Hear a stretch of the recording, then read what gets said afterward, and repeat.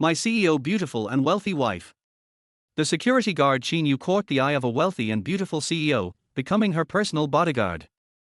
Unbeknownst to him, the CEO has a dual identity. She is actually his wife, whom he married in a flash a year ago and registered officially. Neither of them recognizes the other, yet they live together day in and day out, leading to a series of amusing situations. They have become a pair of the most familiar yet unfamiliar couple. Chapter 1: The Beautiful Boss Returns. East Sea. In February, the spring wind was still late to arrive, and the air remained cold and biting. Qin Yu woke up at 6 o'clock.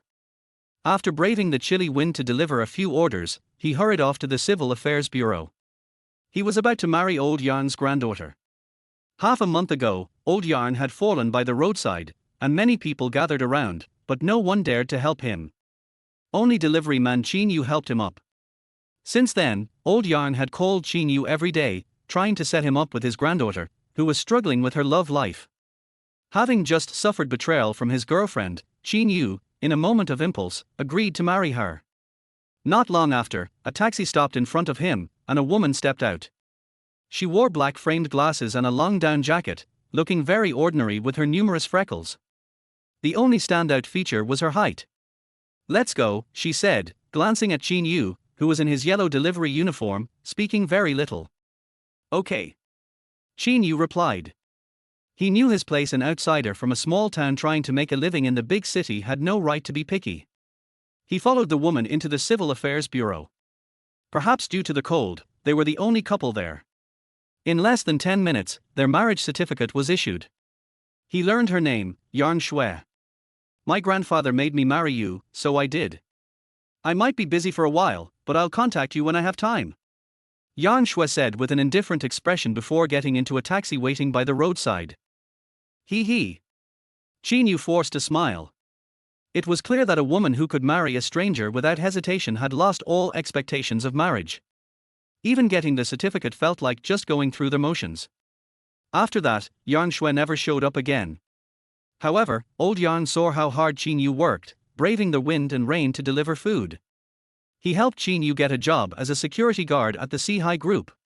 The benefits were quite good, and Qin Yu valued the opportunity, hoping to work there for a few more years to pay off the debt left by his ex-girlfriend. Time flew, and it was February again exactly a year later. "Here's a nice task for you. Go with Xiao Chen to pick up General Yang from the airport." Qin Yu's supervisor tossed him a set of car keys as he arrived for work. "Got it. I'm on it," Qin Yu responded eagerly. He and Chen Bin drove a big commercial vehicle and soon arrived at the airport. After standing for less than 10 minutes, Chen Bin complained about the cold and wanted to get back in the car. Qin Yu, however, stood tall, holding their Sea Group sign, hoping the female boss would see him as she came out. "Cut it out. What are you trying to show off for? General Yang is already married. Why would she notice a lowly security guard like you?" Chen Bin scoffed, slamming the car door behind him. He. Qin Yu smiled faintly. He knew he had no unrealistic fantasies about the company's female boss. He was just trying to do his job well to avoid any mistakes that could cost him this good opportunity. An hour later. Finally, a tall figure dressed in a black trench coat, pulling a suitcase, stepped out of the terminal. She looked to be in her late 20s or early 30s, with an icy and commanding demeanor that suggested she was used to being in a high position.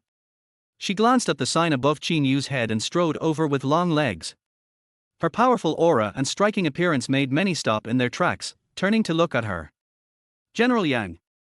Qin Yu put down the sign and moved to help her with her suitcase. However, as he took a step forward, he suddenly knelt on one knee. "Are you feeling unwell?" The female boss frowned slightly, eyeing Qin Yu's pale face. "No, just my leg is a bit numb," Qin Yu stammered. After standing in the cold for an hour, who wouldn't have numb legs? "Drama King," Chen Bin muttered under his breath before opening the car door and nodding repeatedly. "General Yang, the heater is on, please, this way."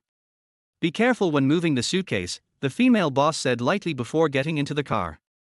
Back at the company, Chen Bin couldn't help but share Qin Yu's kneeling incident with the other colleagues, who laughed uncontrollably, saying Qin Yu was delusional, like a toad dreaming of eating swan meat. Qin Yu didn't bother to refute them. The truth speaks for itself. He was just trying to work hard to earn money and pay off his debts. At everyone, a level security guards, report to General Yang's office. She's selecting a driver and safety assistant. A vice president messaged the security department's group chat. The Sihai Group's security team undergoes a monthly evaluation. Qin Yu worked diligently, naturally earning an A grade. Qin Yu, do your best. When you enter, kneel before General Yang. Har har. Chen Bin, who had been at B grade for 5 or 6 years, said sourly as he put down his phone. Ignoring him, Qin Yu followed about a dozen other A-grade security guards into the spacious and bright office of the female boss, guided by her secretary. General Yang, everyone is here. The secretary announced before stepping aside. Who wants to introduce themselves first? The female boss turned around, her cool, ethereal presence exuding an invisible pressure. The company was in turmoil, and she had rushed back from abroad to take charge. Unable to trust outsiders, she was selecting a driver and bodyguard from the best security guards.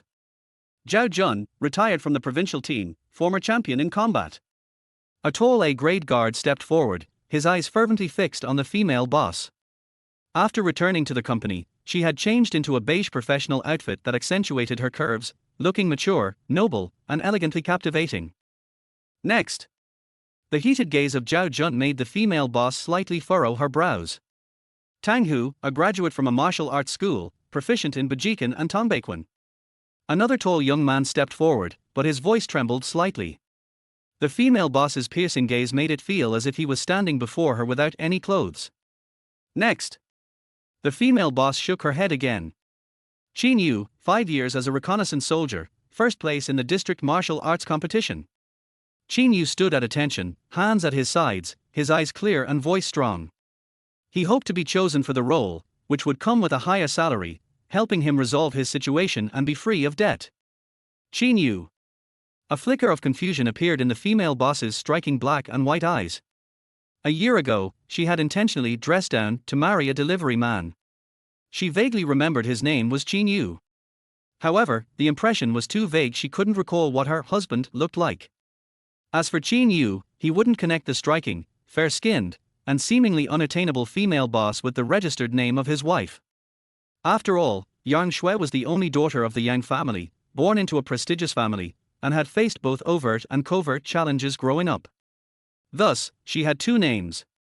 Now that she had returned home to take charge of the company, she had resumed her original name, Yang Mingyu. Chapter 2, One Word Absolute. Yes, General Yang. There Qin in Qin Wang, and that Yu in universe.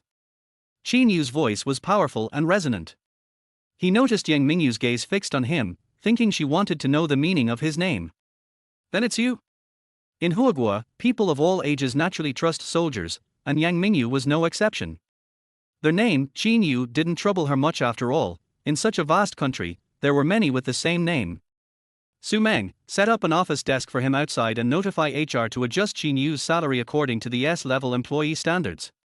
After pulling her gaze from Qin Yu, Yang Mingyu instructed her secretary. Yes, General Yang. Su Meng, the beautiful secretary in a form-fitting skirt, respectfully acknowledged before ushering the other security guards out. Qin Yu, please wait. Su Meng kept Qin Yu back and pointed to the spacious assistant's office. Do you have any specific requirements for the location? None. Qin Yu shook his head. Then sit over here, facing General Yang's office. That way, you can see her as soon as she comes out. Su Meng then extended her fair hand. I'm Su Meng, will be partners from now on.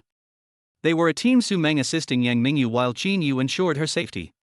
All right. Qin Yu shook her hand lightly before heading downstairs to the security department. Hey, Qin Yu, you really got picked. Chen Bin exclaimed, his eyes nearly popping out in disbelief. The S-level position meant a base salary of 20,000, plus bonuses and perks, and he'd be working closely with the beautiful boss. It couldn't get any better. Too bad our Chen family's men are too proud to kneel to women, even in death. Chen Bin was both envious and jealous, using sarcasm to find some psychological balance. Well, if your family's men are too proud, then make sure you don't kneel behind your wife tonight. If you die, the Chen family will be finished. Qin Yu replied seriously, looking at Chen Bin. Har har har. The other security guards caught on and erupted in laughter. That comeback was simply perfect. You. Chen Bin's face flushed red with shame and anger. But Qin Yu ignored him and walked into the supervisor's office to handle the transition paperwork. Before long, Qin Yu arrived at the assistant office upstairs, where a cup of coffee was waiting for him, perfectly warm. Once you finish your coffee, we'll head out. General Yang wants to inspect a project at the construction site. Su Meng, sitting across from him, wore a sweet smile. Thanks for making the coffee. Qin Yu smiled back. A few minutes later, Yang Mingyu pushed open the office door and stepped out, wearing a cashmere coat cinched at the waist. Her long, dark hair was elegantly pinned up, revealing a neck as graceful and white as a swan's.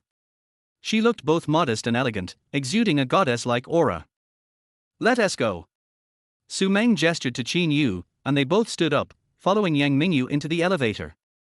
On their way, Qin Yu drove steadily, regularly checking the side and rear mirrors, truly keeping his eyes and ears open. He was aware that with the boss's immense wealth and striking beauty, there would be many who coveted her. On his first day protecting her, he couldn't afford any mistakes. Once they reached the construction site, Qin Yu didn't immediately open the door for Yang Mingyu. Instead, he quickly got out, surveyed the surroundings, and then jogged to the back door. General Yang, please. He remained vigilant, eyes scanning for any potential threats. Inside the construction site, Yang Mingyu engaged in a professional discussion about the project with the site manager, her every word hitting the mark. Su Meng took notes quickly, and Qin Yu stood 2 meters behind Yang Mingyu, tense and ready to spring into action if needed, like a coiled leopard. An hour later, the inspection concluded.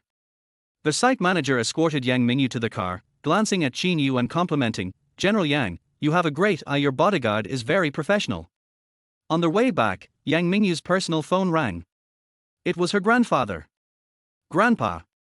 Yang Mingyu's voice was soft, a stark contrast to her icy demeanor at the company. Minute Yu, you've been abroad for a year now. You haven't even contacted your husband. What do you think people will say? Although our Yang family isn't a true century-old lineage, once our children marry, divorce is not an option. See if you can bring your husband over for dinner tonight. I'd love to meet him. The voice on the other end was full of age. Yang Mingyu was silent for a few seconds before reluctantly replying, all right. I'll send you his rental address. And remember to be gentle when you meet him. You're a woman, don't be as cold as a hard rock that's been frozen for years. Men don't like that. Also, wear something nice to look more feminine. Her grandfather's worries echoed before he hung up. Yang Mingyu set down her phone, feeling a bit confused. How did she end up with such a peculiar grandfather, who first forced her to marry a delivery guy and now was telling her how to please him? Was he the real grandson and she merely picked up from the roadside? Su Meng, what do you think? What kind of outfit has a feminine touch for meeting a man? Yang Mingyu bit her lip, asking the secretary beside her. She had never been in a relationship and had no experience in this area. A man? That depends on what your relationship with him is. Su Meng adjusted her black-framed glasses. My husband. Yang Mingyu's tone was somewhat awkward. There was no couple in the world who were this distant she couldn't even remember what he looked like. Well, it's still quite cold. A sweater paired with a cashmere skirt would be nice, and some stockings would really highlight your long legs. You'd look very feminine. Su Meng suggested, looking at Yang Mingyu's long, straight legs. All right then. Yang Mingyu nodded gently. Then she turned to the focused Qin Yu, you're working overtime tonight to help me drive. Yang Mingyu hadn't driven in nearly a year, and evening traffic would be heavy. So she'd have Qin Yu, her dedicated driver, accompany her to meet her husband. Chapter 3, The Urban Village. General Yang, may I ask where you're headed tonight? Qin Yu glanced at the rearview mirror and inquired. As her security assistant, he was responsible for Yang Mingyu's safety. If her destination was in a complex environment, he needed to prepare for various emergencies in advance. Well. Yang Mingyu looked down at her phone. Her grandfather had sent her the address of her husband's rental, Shiqin district. Urban village. General Yang, is it absolutely necessary for you to go? Qin Yu's expression grew serious. He lived in the urban village, which was a maze of alleyways populated by tens of thousands, creating a mixed and chaotic environment. The risk factor for someone as wealthy and attractive as Yang Mingyu appearing there was evident. Not really. Yang Mingyu shook her head. She wasn't foolish. Qin Yu's concerned tone immediately made her realize that the urban village was indeed a dangerous place. Her marriage to that husband was merely a facade, and she was far from being willing to take risks for it. How about this, General Yang? I think you could arrange to meet in a safer location, like a hotel or a cafe. Qin Yu suggested after some thought. His focus remained on driving. He didn't eavesdrop on her conversation with her grandfather, as he was just her driver and bodyguard. Qin Yu is right, your safety comes first. Su Meng chimed in. All right, we'll talk about it later. Yang Mingyu gently closed her eyes. There were still too many things to handle today, and she didn't have the mental space to dwell on her husband. Back at the company, after a quick work lunch, Yang Mingyu hurriedly convened a meeting with the senior executives. Qin Yu followed her like a shadow, never leaving her side. He genuinely respected this beautiful boss, who was not only successful but also hardworking. In the evening, as employees clocked out, Qin Yu's nerves began to relax a bit. The enticing monthly salary of 20,000 came with a lot of pressure, which was even greater than when he was delivering food. Qin Yu, I'm off. See you tomorrow? Su Meng waved goodbye as she left the assistant office after finishing her day. With Yang Mingyu going out with her husband tonight, it was no longer related to her role as a secretary. See you. Qin Yu smiled slightly. He had enjoyed working with Su Meng today. Just then, a weary-looking Yang Mingyu pushed open the glass door. Glancing at her watch, she said, Qin Yu, it's 6:10. Be at Xiangjiang Houting, Gate 3, at 7:40 to pick me up. After a busy day, Yang Mingyu wanted to go home, take a bath, and relax before thinking about meeting that husband. She understood that Qin Yu was also tired and deserved some rest, so she gave him an hour off. As for her ride home, an A-level security guard could take her.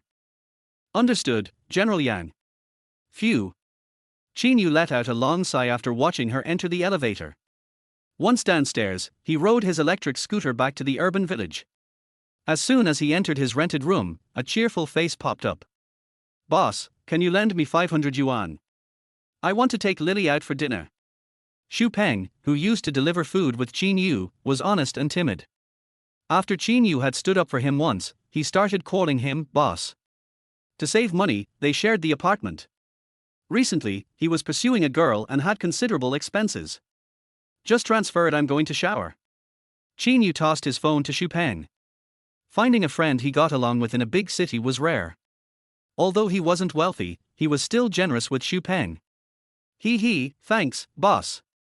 Xu Peng grinned as he took the phone and transferred 500 yuan to himself, jotting in his notes, total, owes boss 3,000. Just then, Qin Yu's phone buzzed with a message from an unknown number, meet at 8 p.m. in private room 08 at the Marriott Hotel. After marrying Yang Mingyu and rushing away, he hadn't even gotten her phone number.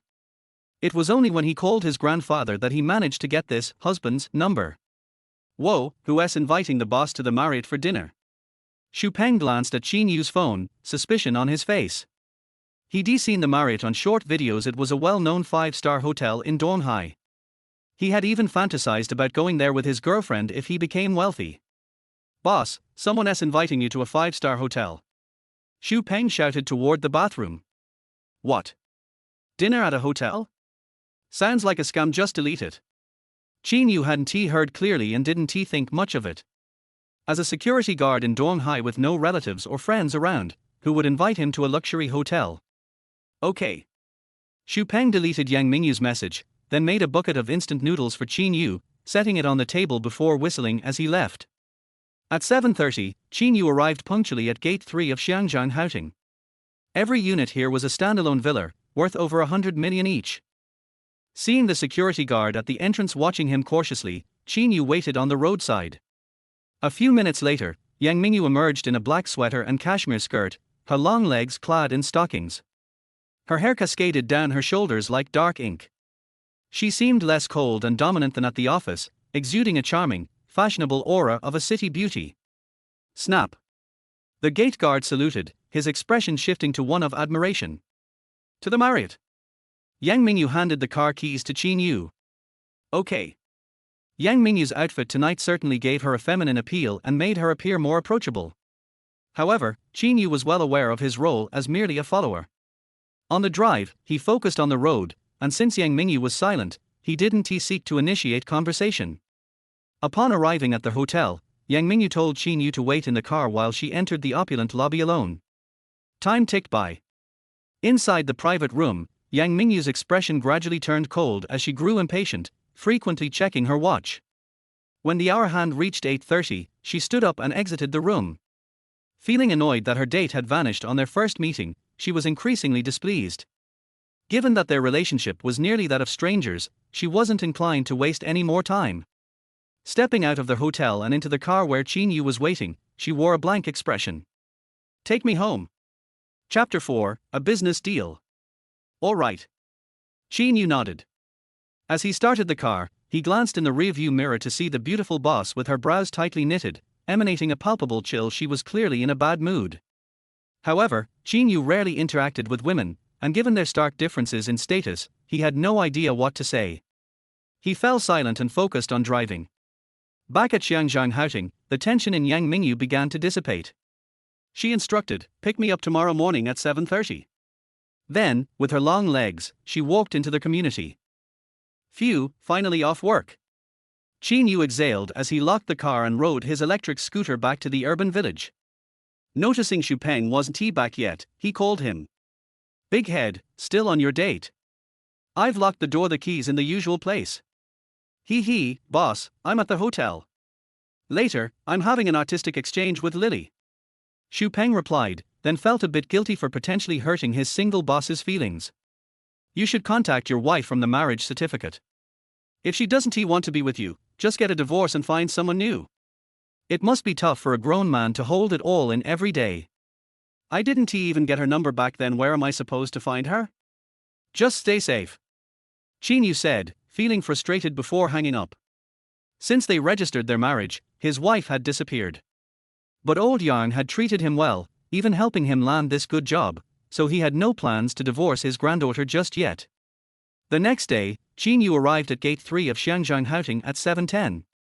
At 7:30, Yang Mingyu walked out right on time, wearing a tailored suit with a wool coat over it. She looked tall and commanding. "General Yang." Qin Yu quickly opened the car door for her. "Thank you." After a restful night, Yang Mingyu had forgotten last night's unpleasantness and resumed her usual elegance. At the office, Su Meng prepared breakfast early and included a portion for Qin Yu. As they ate, she leaned in slightly, her heart-shaped face showing curiosity. "What's your husband like? Is he handsome?" "Oh." Qin Yu glanced at the frosted glass door of Yang Mingyu's office before asking, was the person she wanted to meet last night her husband? Who else could it be? Su Meng rolled her eyes playfully. "I'm not sure, I was waiting in the car. But it seemed like General Yang was in a bad mood last night." Qin Yu shook his head, puzzling over why a wealthy and attractive woman like Yang Mingyu would have a husband living in the urban village. Was her husband perhaps a big shot in the underworld? There was a nightclub in the urban village rumored to be owned by a gangster, with luxury cars lining the entrance every night, raking in staggering profits. Who else could be worthy of her? What a pity General Yang's husband is quite mysterious. No one has ever seen his true face after all this time. Well, I'll take today as a gender to her," Su Meng teased, sticking out her tongue before heading to Yang Mingyu's office. A short while later, Su Meng came out with Yang Mingyu and instructed Qin Yu to drive them to a business meeting at Lanshan Daily Chemicals. Soon, they arrived at the office of Lanshan's CEO. A short-haired woman in her 40s with captivating almond eyes greeted them at the door. "General Yang. President Lan." The two female bosses exchanged pleasantries before sitting down to discuss business over tea. After some time, President Lan glanced at Qin Yu, who stood rigidly behind Yang Mingyu, and smirked. General Yang really knows how to pick her bodyguards. Got to choose someone slim like this one." Qin Yu wore a black suit with the jacket open, revealing hints of his abs beneath a white undershirt. "Oh, President Lan, what do you mean?" Yang Mingyu casually asked. He's quite the eye-catcher." President Lan's comments began to take a suggestive turn. Yang Mingyu felt slightly embarrassed. She had heard rumors about President Lan's chaotic personal life, but she wasn't like that. "General Yang, how about we make a deal?" President Lan suggested, noticing Yang Mingyu's silence, her gaze on Qin Yu growing more intense. "Go ahead, President Lan," Yang Mingyu nodded. President Lan stood up and walked over to Qin Yu as if assessing merchandise in a store. For this contract, I can give you an additional 5% discount if you let me borrow him for a few months. Once I'm done, I'll return him to you. TSK, look at those thick brows and big eyes, this muscle, he looks like he can be quite something. As she spoke, President Lan placed her hand on Qin Yu's solid chest. Oh. Qin Yu felt absurd and even a bit humiliated. Regardless of his status, he was still a man, not merely a plaything. Anger flashed in his eyes, and he took a small step back, causing President Lan's hand to slide down and graze the wolf tooth necklace hanging on his chest. It was a sharp piece given to him by the captain of the wolf tooth special forces back in the military, which he always wore. Ouch, my hand. President Lan cried out, revealing a blooded scratch on her well-maintained hand. You stupid bodyguard, what are you dodging for? President Lan's face darkened as she raised her hand to slap him. Smack. Qin Yu was stunned, worried about ruining this billion-dollar deal. He feared Yang Mingyu would fire him and he'd be back to the grueling days of delivering food. Caught in his thoughts, he received a solid slap to the face. President Lan. Yang Mingyu stood up, her gaze icy as she addressed her. Do you think our company relies on exploiting employees to make a profit? This has nothing to do with you, General Yang. President Lan, still furious, pointed a finger at Qin Yu, her eyes sharp as knives. Today, either this filthy bodyguard kneels down to apologize, or I'll have someone break one of his hands. Qin Yu felt his face flush with embarrassment. He understood that given President Lan's esteemed status, he couldn't escape without paying a price for injuring her. Heh. Yang Mingyu's lips curled slightly, her tone light and unbothered. Du Lanshan, Qin Yu is my bodyguard, my person. Touch him and see what happens. General Yang. President Lan's expression shifted when Yang Mingyu used her full name. She had assumed Qin Yu was just a minor bodyguard she could easily deal with, but now she realized Yang Mingyu was personally backing him. She hesitated, weighing whether it was worth offending Yang Mingyu just to vent her anger. Thinking this through, President Lan quickly apologized. I'm sorry, General Yang, I was a bit out of line just now. President Lan, you should apologize to him. Regardless of status, a person's dignity is priceless. Yang Mingyu pointed to Qin Yu. Chapter 5, Dignity is Priceless. This. President Lan's expression darkened. Apologizing to Yang Mingyu was one thing, she was on a higher level, and it wouldn't be embarrassing if word got out. But what was Qin Yu? Just a dog by Yang Mingyu's side. Apologizing to him would mean losing her dignity. General Yang, no, it's fine. Yang Mingyu's defense of Qin Yu had already moved him, so he couldn't dare to let President Lan apologize. Yang Mingyu remained silent, her gaze icy as she stared at President Lan. All right. I apologize. Mr. Qin, I'm sorry. President Lan gritted her teeth, compelled by Yang Mingyu's overwhelming pressure to apologize to Qin Yu. Her chest rose and fell slightly, indicating her inner turmoil. Okay, President Lan, let us postpone signing the contract for now. Qin Yu, Su Meng, let's go. Yang Mingyu withdrew her gaze from President Lan, lightly dismissing her before walking away. Qin Yu and Su Meng quickly followed her out. Inside the elevator, Qin Yu admired Yang Mingyu's flawless profile, his voice a bit hoarse. General Yang, thank you. What for? I've told you, dignity is priceless. Yang Mingyu replied casually, then added, besides, you and Su Meng represent the company in every word and action. By protecting you, I'm also preserving the company's reputation. General Yang, it's a blessing to have a boss like you. Su Meng added earnestly. Today, it was Qin Yu being humiliated, but what if it were her next time? Su Meng, Qin Yu, remember this, as long as you are employees of this company, the entire Sihai group has your back. Ding. Just as she finished speaking, the elevator doors opened. A delivery man in a yellow uniform rushed in, sweating profusely and wearing a Bluetooth headset. Sorry. I'm at Lanshan Daily Chemicals and on my way to your neighborhood. Once in the garage, the delivery man hurriedly located his electric scooter and zipped out. Delivery workers have it tough. If they are late a few minutes, I won't even complain. Su Meng remarked, unable to hold back her sympathy. Yang Mingyu gently pressed her lips together. A year ago, when she registered her marriage, her husband had worn a yellow delivery uniform. Yet, no matter how she tried to recall, she could never quite remember his face. Perhaps, he hadn't gone missing last night but had simply been too busy with deliveries to see her message. With this thought, Yang Mingyu decided to visit the urban village soon to have a proper conversation with her husband. As for safety, it was simple, she could just dress down a bit and disguise herself as an ugly girl. In the following days, Yang Mingyu became busier than ever. With her relationship with Lanshan Daily Chemicals strained, she needed to find new distributors to collaborate with. Although Qin Yu felt exhausted as both a driver and bodyguard, he also felt fulfilled. Until one day, a piece of gossip began circulating within the Sihai group. It claimed that Yang Mingyu and Qin Yu had an improper relationship. After all, with so many A-level security personnel, why had he been chosen? Damn it! Who was spreading these rumors?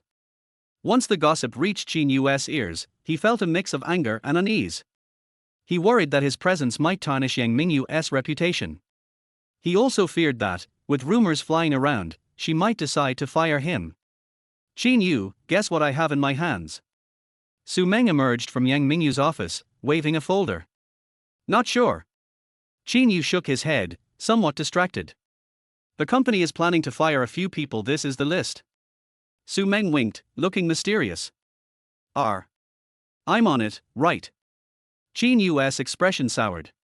He was already in debt if he got fired, where would he find another job like this? With how hard you work, how could General Yang fire you? It's Chen Bin and another vice president. Su Meng said cheerfully, glancing around. I'll send you a video that's absolutely explosive. Oh, okay. Qin Yu sighed with relief, at least his job was safe for now. Watch it and delete it afterward. Su Meng tapped her slender fingers on her phone a few times before leaving the office with the folder. What video is it? Qin Yu opened his phone to find a video of President Lan and a vice president of Sihai Group going into a hotel room. The kicker was that both of them were married. If this video got out, they wouldn't just lose their dignity, their homes would be in chaos too. After watching the video, Qin Yu instinctively glanced at the closed door of Yang Mingyu's office. Who else could have obtained such a video besides her? It seemed she hid a decisive heart beneath her enchanting appearance. In the evening, Qin Yu clocked out. For the past few days, Yang Mingyu had driven herself home. Soon enough, Qin Yu arrived at his rented room. Just as he reached the door, he heard some inappropriate noises coming from inside. That big head, even saving on hotel expenses. Qin Yu shook his head in disbelief. He decided to head to the bank to transfer some of his savings to his creditor. Half an hour later, a tall figure appeared at the door of the rental unit, wearing black frame glasses and a baseball cap, with several noticeable freckles on her face. She glanced at the yellow delivery uniform hanging in the yard and bit her lip before gently knocking on the door. Knock knock. I'm coming. A man in a tank top and shorts opened the door, looking curiously at the woman. Who are you? Yang Mingyu struggled to connect this man with her memory of her husband. All she could recall was that distinctive yellow delivery uniform. After a moment, she asked, Is that delivery uniform in the yard yours? Yeah, the man nodded. Got it. It seemed he was her husband. Just as Yang Mingyu was about to suggest they find a place to eat and talk, a woman's voice came from inside the house. Big head, who is it? Then, a girl with a delicate appearance, wearing a loose t-shirt that revealed her long, fair legs, linked her arm with the man. You too. Yang Mingyu narrowed her eyes slightly, a hint of coldness in her gaze. Oh, just a year had passed, and this husband was already eagerly seeking new affection. Chapter 6, Infatuated with Oneself. Hey, who are you? The delicate girl frowned at Yang Mingyu's icy gaze, feeling offended. Yeah, do we know each other? Xu Peng looked puzzled. For him, the plain-looking Yang Mingyu was completely unfamiliar. Oh, sorry, I must have mistaken you for someone else. Yang Mingyu felt a twinge of self-mockery. Not only had her husband found someone new, but he didn't even recognize her. How ridiculous that she had been thinking on the way over that if he were willing to work on their marriage, she would reveal her true identity. She had imagined him starting from the bottom at Sihai Group and eventually running the billion-dollar company with her. It seemed all her feelings were misplaced. With a bitter smile, Yang Mingyu realized that this marriage had begun and ended in the most absurd manner. After stealing a final glance at the affectionate couple, she turned and left the yard. Big head, that woman is strange. It feels like something is off here. Chen Li pointed to her head. Yeah, she should be older, and with that average looks, if she has had a man in a while, it's no surprise she have issues.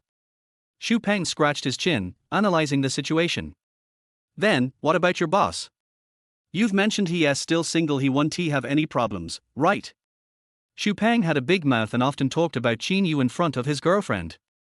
When the boss gets back, I'll have a good chat with him. What's up with his wife? She vanished after the wedding, wasting my boss's youth. Xu Peng nodded, craning his neck to glance outside, a lewd smirk appearing on his face. Hey, let us change things up while the boss isn't back. Stop it, you dog. Chen Li playfully pinched Xu Peng's love handles, half pushing him into the next room. At the night bar. After removing her makeup in the restroom, Yang Mingyu returned to her original appearance, bare-faced yet still stunning. She adjusted her hat and made her way to a booth, pulling out her phone to dial a number labeled major shareholder. Beep beep.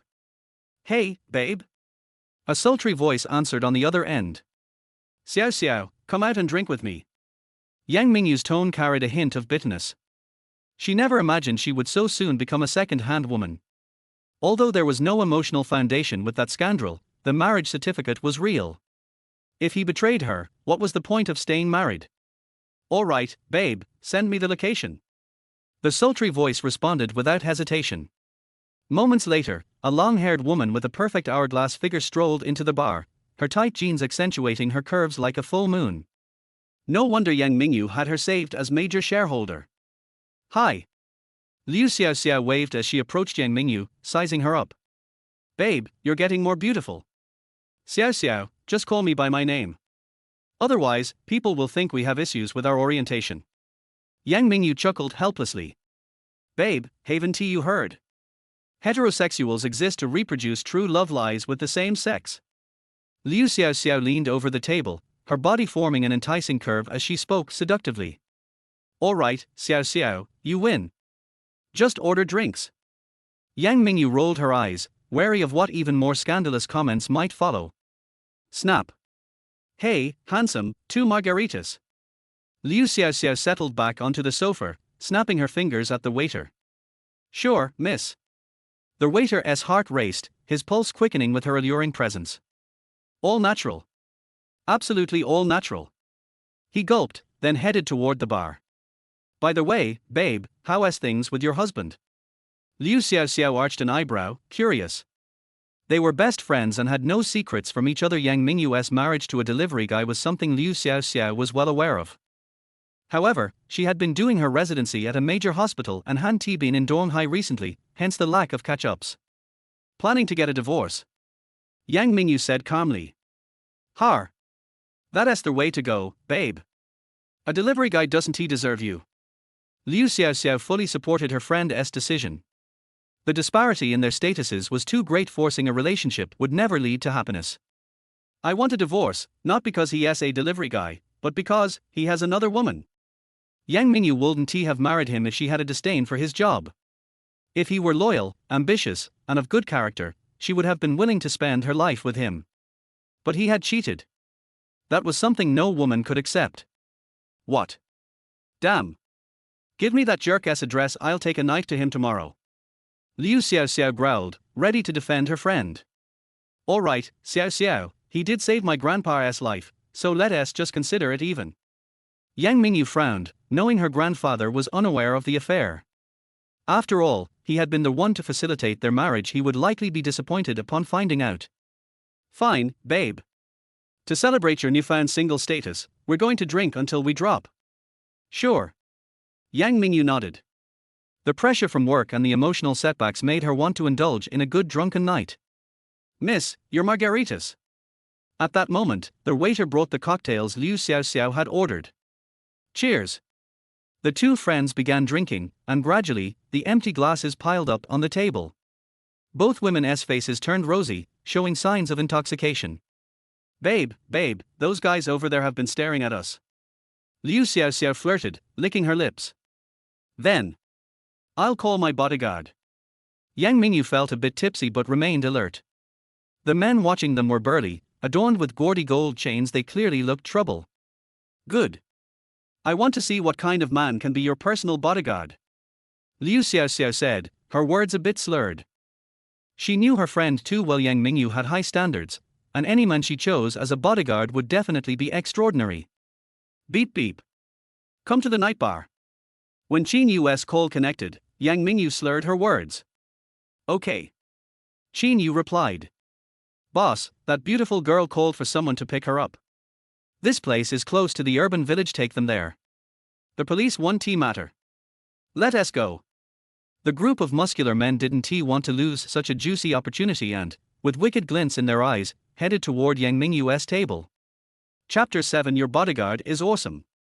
Wife, I was wrong to quarrel with you, and you shouldn't be drinking alone here.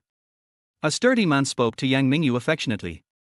Being a bad guy these days also requires brains. If you start to make a move right away, you will definitely become the target of public criticism. However, it is different when the young couple has a conflict. Who is your wife? Yang Mingyu glanced at the burly man coldly. You'd better not have any bad ideas, her bodyguards will be here soon. Liu Xiaoxiao also warned with a cold face. Wife, I've admitted my mistake. What else do you want? Stop drinking. Let's go home and talk about it. The sturdy man reached out to support Yang Mingyu's arm. Get lost. Yang Mingyu stood up and kicked the other person on the shin. There is only a thin layer of skin here, and if someone kicks you, it will hurt like hell. Ouch. Sure enough, the sturdy man screamed and squatted down. Walk. Liu Xiaoxiao took out a stack of money and slapped it on the table, then took Yang Mingyu's hand and walked out of the bar. Damn it, chase. A group of strong men immediately ran out. Baby, where is your bodyguard? How long will it take for him to arrive? Liu Xiaoxiao and Yang Mingyu had not walked far when the alcohol started to take effect. She felt weak all over and her head was dizzy. Out of the corner of his eye he saw the group of burly men getting closer and closer to them, and he couldn't help but ask anxiously. I don't know how long. Yang Mingyu staggered and said with a frown. She really had no idea where Qin Yu lived, and didn't know how long it would take to get over there. Liu Xiaoxiao was speechless. It would be better to call the police. Hurry, they are drunk and can't walk anymore, take the car up. I will make them cry tonight. Damn it, how dare you kick me? A group of strong men, with excitement on their faces, surrounded Liu Xiaoxiao and Yang Mingyu. Boss Yang. Just then, a small electric scooter came rushing over and stopped beside the two beauties with a squeak. Qin Yu, go drive. When Yang Mingyu saw Qin Yu coming, she felt more at ease and took out the car keys from her bag and handed them over. Yes. Qin Yu nodded. Fuck, kid, go back to where you came from. If you dare to ruin our business, I will destroy you first. A sturdy man shouted loudly. Beep. Boss Yang, you and your friend get in the car first. Qin Yu seemed not to hear what the sturdy man said. He pressed the car key, opened the car door and said to Yang Mingyu. Be careful yourself. Yang Mingyu knew that if Qin Yu didn't defeat these people, no one would be able to escape. After the two beauties got in the car, Qin Yu pressed the car key again and locked the car. Alpaca, you're pretending we don't exist. Feeling ignored, the group of strong men became angry and embarrassed. He raised his fist and rushed towards Qin Yu. Plop. Qin Yu narrowed his eyes, rushed forward, grabbed the strong man's arm, and hit him on the temple with his elbow. The strong man fell to the ground limply without even a grunt. Fuck, go to hell. A burly man behind Qin Yu, holding a wine bottle in his hand, smashed it hard on the back of his head. Bang! Qin Yu turned around and punched out, and the wine bottle exploded instantly. The strong man was so frightened that he was stunned. Before he could react, he was punched hard on the waist. Hurry, let's go. Seeing how fierce Qin Yu was, the other strong men knew they could not take advantage of him, so they helped their two unconscious companions up and got into the car in an awkward manner. Baby, you're such a great bodyguard. Inside the car. Liu Xiaoxiao opened her mouth slightly, with a look of infatuation on her face. He is a retired soldier. Yang Mingyu said slowly. Fortunately, I called him, otherwise the consequences tonight would be disastrous. Boss Yang, I chased that person away. Do you need me to take you home? Qin Yu walked over. Yang Mingyu nodded. After Qin Yu got in the car, he said, send my friend off first. He, handsome guy, my name is Yurong. Liu Xiaoxiao took the initiative to stretch out her little hand and winked at Qin Yu. "Oh, my name is Mo Ji." Qin Yu turned around and smiled slightly. Puff. Liu Xiaoxiao was happy. After shaking hands with Qin Yu, she winked at Yang Mingyu and said, "Your bodyguard not only has a handsome appearance, but also an interesting soul." Yang Mingyu was a little confused. She felt that her best friend had a very low sense of humor. Until Liu Xiaoxiao whispered a few words in her ear, her red lips slightly curled up. As a security assistant, she was satisfied with Qin Yu's work. Be diligent and conscientious and meticulous. But in private, the two did not have much interaction, so in her impression, Qin Yu was a taciturn person. Tonight, with the presence of my experienced girlfriend, I got to see Qin Yu's humorous side. Not long. Qin Yu sent Liu Xiaoxiao to the door of her villa. "Hee, handsome boy, my baby is now in your hands. Bye." After Liu Xiaoxiao got off the car, she waved. "I will send Mr. Yan home safely." Qin Yu nodded, turned the car around and drove towards Yang Mingyu's camphor villa. En route, Qin Yu glanced in the rearview mirror at Yang Mingyu, who seemed to be in some pain, and reminded him, "Boss Yang, if you want to drink in the future, try not to choose a night bar. It's too close to the village in the city, and it's a paradise for hooligans." "Oh." Yang Mingyu responded calmly. "But I felt a little uncomfortable in my heart. If that bastard hadn't cheated on me, would I have gone to the night bar?" Can you change your name?" Yang Mingyu seemed to have thought of something and suddenly said. "Boss Yang, I don't understand what you mean." Qin Yu shook his head. "I hate the name, Qin Yu." At this moment, Yang Mingyu no longer had the image of a superior female CEO. She looked more like a drunk and willful little girl. The thought of that bastard lying on another woman made her stomach churn and she felt nauseous. "Oh, Boss Yang, if you really hate this name, you can give me a code name. We all had code names when we were in the army." Qin Yu was stunned for a moment and then said, "Code name? We'll talk about it later." Yang Mingyu's mind was a mess and she had no time to think of any code name. Not long. At the entrance of Xiangzhang Mansion, Qin Yu parked the car and came to the back seat to open the door for Yang Mingyu. "Boss Yang, we're here." "Good." Yang Mingyu stretched out her long legs and stumbled as she got out of the car. "Boss Yang, be careful." Qin Yu hurriedly held Yang Mingyu's shoulders, thought for a moment and asked, "How about, I take you in?" "Okay. Take my bag." Yang Mingyu really couldn't walk anymore, and with the help of Qin Yu, she returned to the door of the villa. After pressing the fingerprint lock, the two walked in together. Looking at the palace-like hall, Qin Yu secretly clicked his tongue, thinking that the places where rich people lived were indeed different. "Get me a glass of water." Yang Mingyu pointed in the direction of the water dispenser. "Vomit." As soon as he finished speaking, Yang Mingyu's stomach churned and he began to vomit violently. Qin Yu was afraid that Yang Mingyu would fall, so he didn't dare to avoid her. He could only support her. The pungent alcohol was all vomited on him. Chapter 8. Will you? Well. The corner of Qin Yu's mouth twitched and he didn't know what to say. "Yes, I'm sorry." Yang Mingyu was also stunned. This was too embarrassing. She actually vomited all over someone else. "It's okay. Mr. Yang, please sit down for a while. I'll take care of it." Qin Yu waved his hand. "As a kid who grew up in the countryside, I'm not that hypocritical. Besides, Yang Mingyu didn't eat anything at night, and what she vomited was some wine." After wiping his shirt with a paper towel, he walked to the bathroom, took out a mop and started cleaning up. Yang Mingyu collapsed on the sofa, half closed her eyes, watching Qin Yu busying around, and couldn't help but let her wild thoughts begin to run wild. They both have the same name, Qin Yu. Why did one betray him while the other took care of him wholeheartedly without complaining about the dirt or tiredness? If it was this Qin Yu who had gotten married so quickly, would they have been very happy together? "Boss Yang, have a glass of water." Qin Yu moved quickly and cleaned up the dirt on the ground, then poured a cup of warm water for Yang Mingyu. "Thanks." Yang Mingyu took the water cup, took a sip, looked at Qin Yu's dirty shirt, thought for a moment and said, "Take off the clothes and put them in the washing machine. It has an automatic drying function and will be ready to wear soon." "No need, Mr. Yang." Qin Yu waved his hands hurriedly. They were a single man and a single woman. How could he have the nerve to take off his clothes in Yang Mingyu's house? "Can I still eat you?" Yang Mingyu glared. She couldn't let Qin Yu carry a strange smell on him. Should she take a taxi back? All right.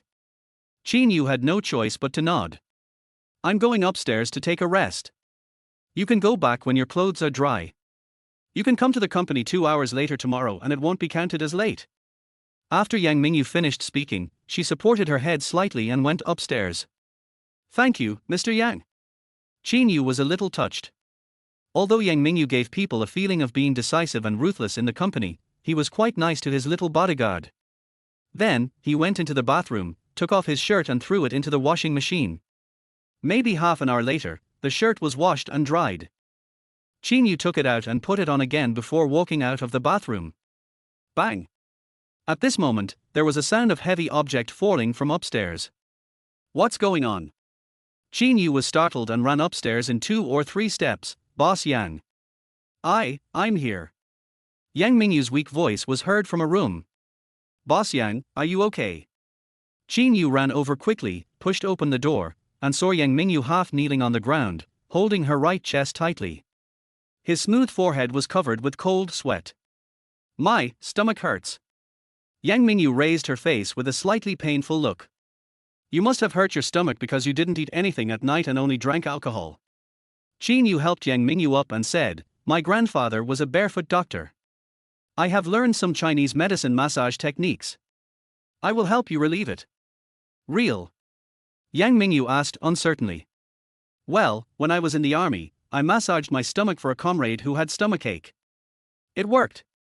Qin Yu said with certainty. Then, you try it. Yang Mingyu felt as if her stomach was being stabbed by a knife and burned by fire. The pain was unbearable and she wanted to relieve the pain as soon as possible. However, I couldn't help but ask, where did you press me? After all, the stomach is located just below the chest. That is a woman's private part. Just your feet will do. Our internal organs all have corresponding reflex areas on the soles of our feet. Qin Yu said. Oh, sure. Yang Mingyu breathed a sigh of relief. If Qin Yu had said that he meant pressing below the chest, she really wouldn't have been able to accept it. Relatively speaking, the soles of the feet are much better. There are both male and female customers in the foot bath center, and it is normal to ask a technician to massage your feet. Then Mr. Yang, please take a seat. Qin Yu supported Yang Mingyu and sat on the sofa. She was wearing a beige nightgown with a loose neckline.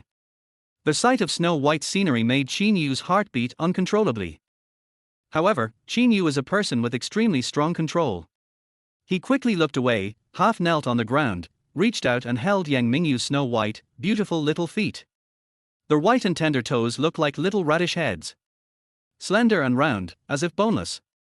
Unexpectedly, this woman not only has a stunning face, but also beautiful feet. Qin Yu was slightly distracted for a moment. Can you do it? Yang Mingyu looked a little displeased when she saw Qin Yu holding her feet motionlessly. Excuse me, Mr. Yang, right away. Qin Yu came back to his senses, bent his index finger, pressed it against the stomach reflex area on the sole of Yang Mingyu's foot, and began to massage. Yang Mingyu had never had a foot massage before, so she couldn't adapt to the swollen and painful feeling. I couldn't help but scream. The next second, she bit her lips tightly and glared at Qin Yu. What are you doing? Why does it hurt so much? Oh. Mr. Yang, please bear with me for half a minute at most. If your condition doesn't improve, I'll kill you or chop you up. Okay? Qin Yu raised his head and said seriously. Okay, I'll give you half a minute. Yang Mingyu said in a cold voice. If this man takes the opportunity to flirt with me, he will definitely die a miserable death. Well, your stomach reflex area is currently blue, which means you have symptoms of stomach cold and indigestion. Wait until it turns red. Qin Yu said as he pressed the sole of Yang Mingyu's foot. From this angle, you can see Yang Mingyu's entire snow-white and slender legs. He couldn't help but lower his head and move his Adam's apple. Fortunately, his method is indeed effective. Yang Mingyu felt that the stinging and burning sensation in her stomach was gradually subsiding. I simply closed my eyes and started to enjoy it, and finally I fell asleep in a daze. Mr. Yang. Until Qin Yu woke her up again, holding a bowl of fragrant egg noodles in clear soup and placing it on the coffee table. Eat something, otherwise your stomach will be uncomfortable tomorrow. If you have nothing else, I'll go back. Thanks. Qin Yu's thoughtfulness made Yang Mingyu feel warm in her heart. Then I'm leaving. Qin Yu turned around, closed the door, and left the room. Hey, they are both called Qin Yu, why is there such a big difference? Yang Mingyu looked at the delicious egg noodles and couldn't help but smile bitterly, thinking of the disgusting man again. After shaking his head, he walked to the coffee table, picked up the bowl and started eating. Tasty. I thought that the food a man cooked would be just edible, but I didn't expect it to taste so good.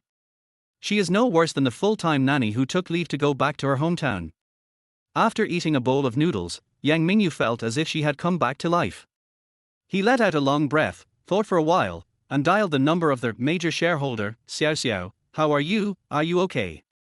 Hee, baby, have you forgotten that I'm a doctor? I took a hangover pill when I got home. What about you? Liu Xiao asked with a smile. I'm fine too. By the way, do you know any lawyers? Help me find one.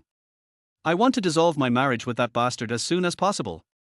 Yang Mingyu has a lawyer in her company, but divorce is a private matter and she doesn't want to make it known to everyone. Chapter 9 Mr. Yang's Family Affairs. The next day, Yang Mingyu asked Qin Yu to drive to their Bowen law firm and talked with the lawyer introduced by Liu Xiao for about half an hour. The other party said that the divorce agreement could be prepared within 3 days, and then the husband could be invited out and the marriage could be dissolved after signing. On their way back, Qin Yu was still driving attentively. Yang Mingyu carried a laptop with her. Her slender white fingers tapped on the keyboard for a while before she looked at Qin Yu's back and said, "There's a charity dinner tonight. Can you accompany me?" That. Qin Yu glanced at the noble and charming woman in the rearview mirror and saw an embarrassed look on his face. Inconvenient. It's okay, then However, before Yang Mingyu finished speaking, Qin Yu hurriedly said, "Boss Yang, I just want to ask, how is the overtime pay calculated?" After saying this, his old face turned red.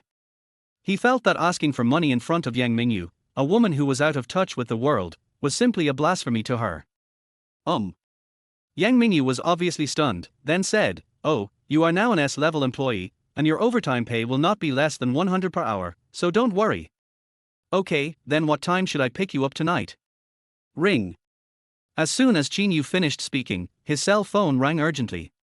He didn't answer the phone because he knew it was from his creditors back home. "After I returned to my rental house last night, the phone hasn't stopped ringing." So, when Yang Mingyu asked him to work overtime to attend the charity dinner, she couldn't help but ask how the overtime pay was calculated. There's no way, he needs money so badly. Ring. The phone continued to ring, as if Qin Yu had to answer it. "Boss Yang, I need to take a call." Qin Yu glanced at the rearview mirror cautiously, and saw Yang Mingyu, who was working, frowning slightly. Obviously Qin Yu's call woke her up. "How long will it take?" "I have a meeting at 10:30. Yang Mingyu looked at her watch. Her time was always accurate to the minute and second. 10 seconds. Good. Qin Yu pulled the car to the side of the road, parked it, jumped out, and quickly said on the phone, "I'm driving for my boss. Can I call you back at noon?" "Don't worry, I will definitely pay you back the money I owe you." He owes money. Looking at the man's resolute face, Yang Mingyu felt a little confused. Is it that a family member is sick, or is he addicted to gambling, or that he has a mortgage to pay off? However, he is just his employee, why should he care about these things? "Okay, Mr. Yang." Just as Yang Mingyu was thinking about it, Qin Yu got back into the car. Yang Mingyu moved her red lips, but ultimately said nothing. Back to the company. Yang Mingyu was in her office, making a phone call before going to a meeting with senior management. Qin Yu stood at the door, acting as a bodyguard dutifully. Wow. At this moment, the phone vibrated. He took it out and saw that it was a text message from the bank, saying that he had received a salary of 30,000 yuan. So much? Qin Yu was delighted, but then he thought of a problem. Today was only the end of the month, and normally wages would not be paid until the 10th of next month. How come it arrived today? Qin Yu scratched his head, feeling very confused. After Yang Mingyu finished the meeting, he walked side by side with Su Meng behind him and asked in a low voice, "Secretary Su, have you received your salary?" "Salary? No. It's only today, there are still 10 days to go." Su Meng shook her head in confusion. That's strange, how come I received my salary? Qin Yu took out his cell phone and showed Su Meng the text message from the bank. Oh. Is it possible that the company gave you an advance? Su Meng looked at Qin Yu's phone for a few seconds, thought for a moment and said. Well, I don't know. Qin Yu was indeed short of money, but he felt uneasy when he found out that there was an extra 30,000 yuan in his card for no apparent reason. Finally, he trotted a few steps and caught up with Yang Mingyu. Boss Yang, did you ask the company to give me an advance on your salary? Any questions?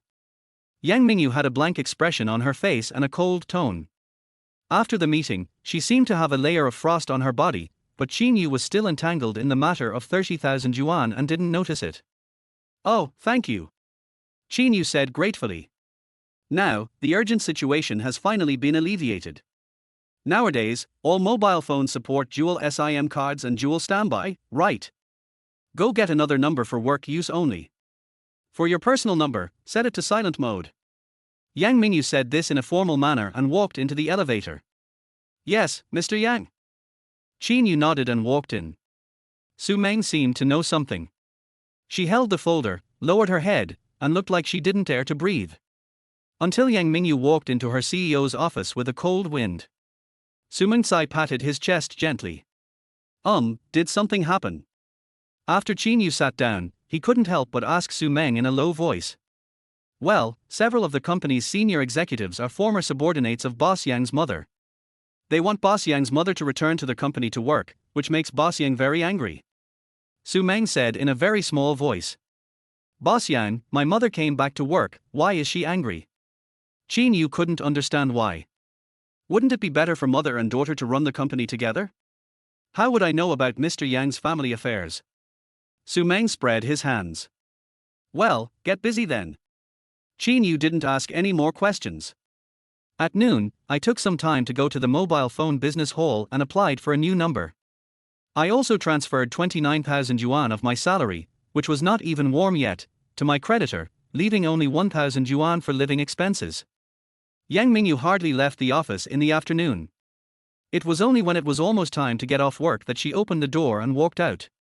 He glanced at Qin Yu lightly and said, Go drive. Yes.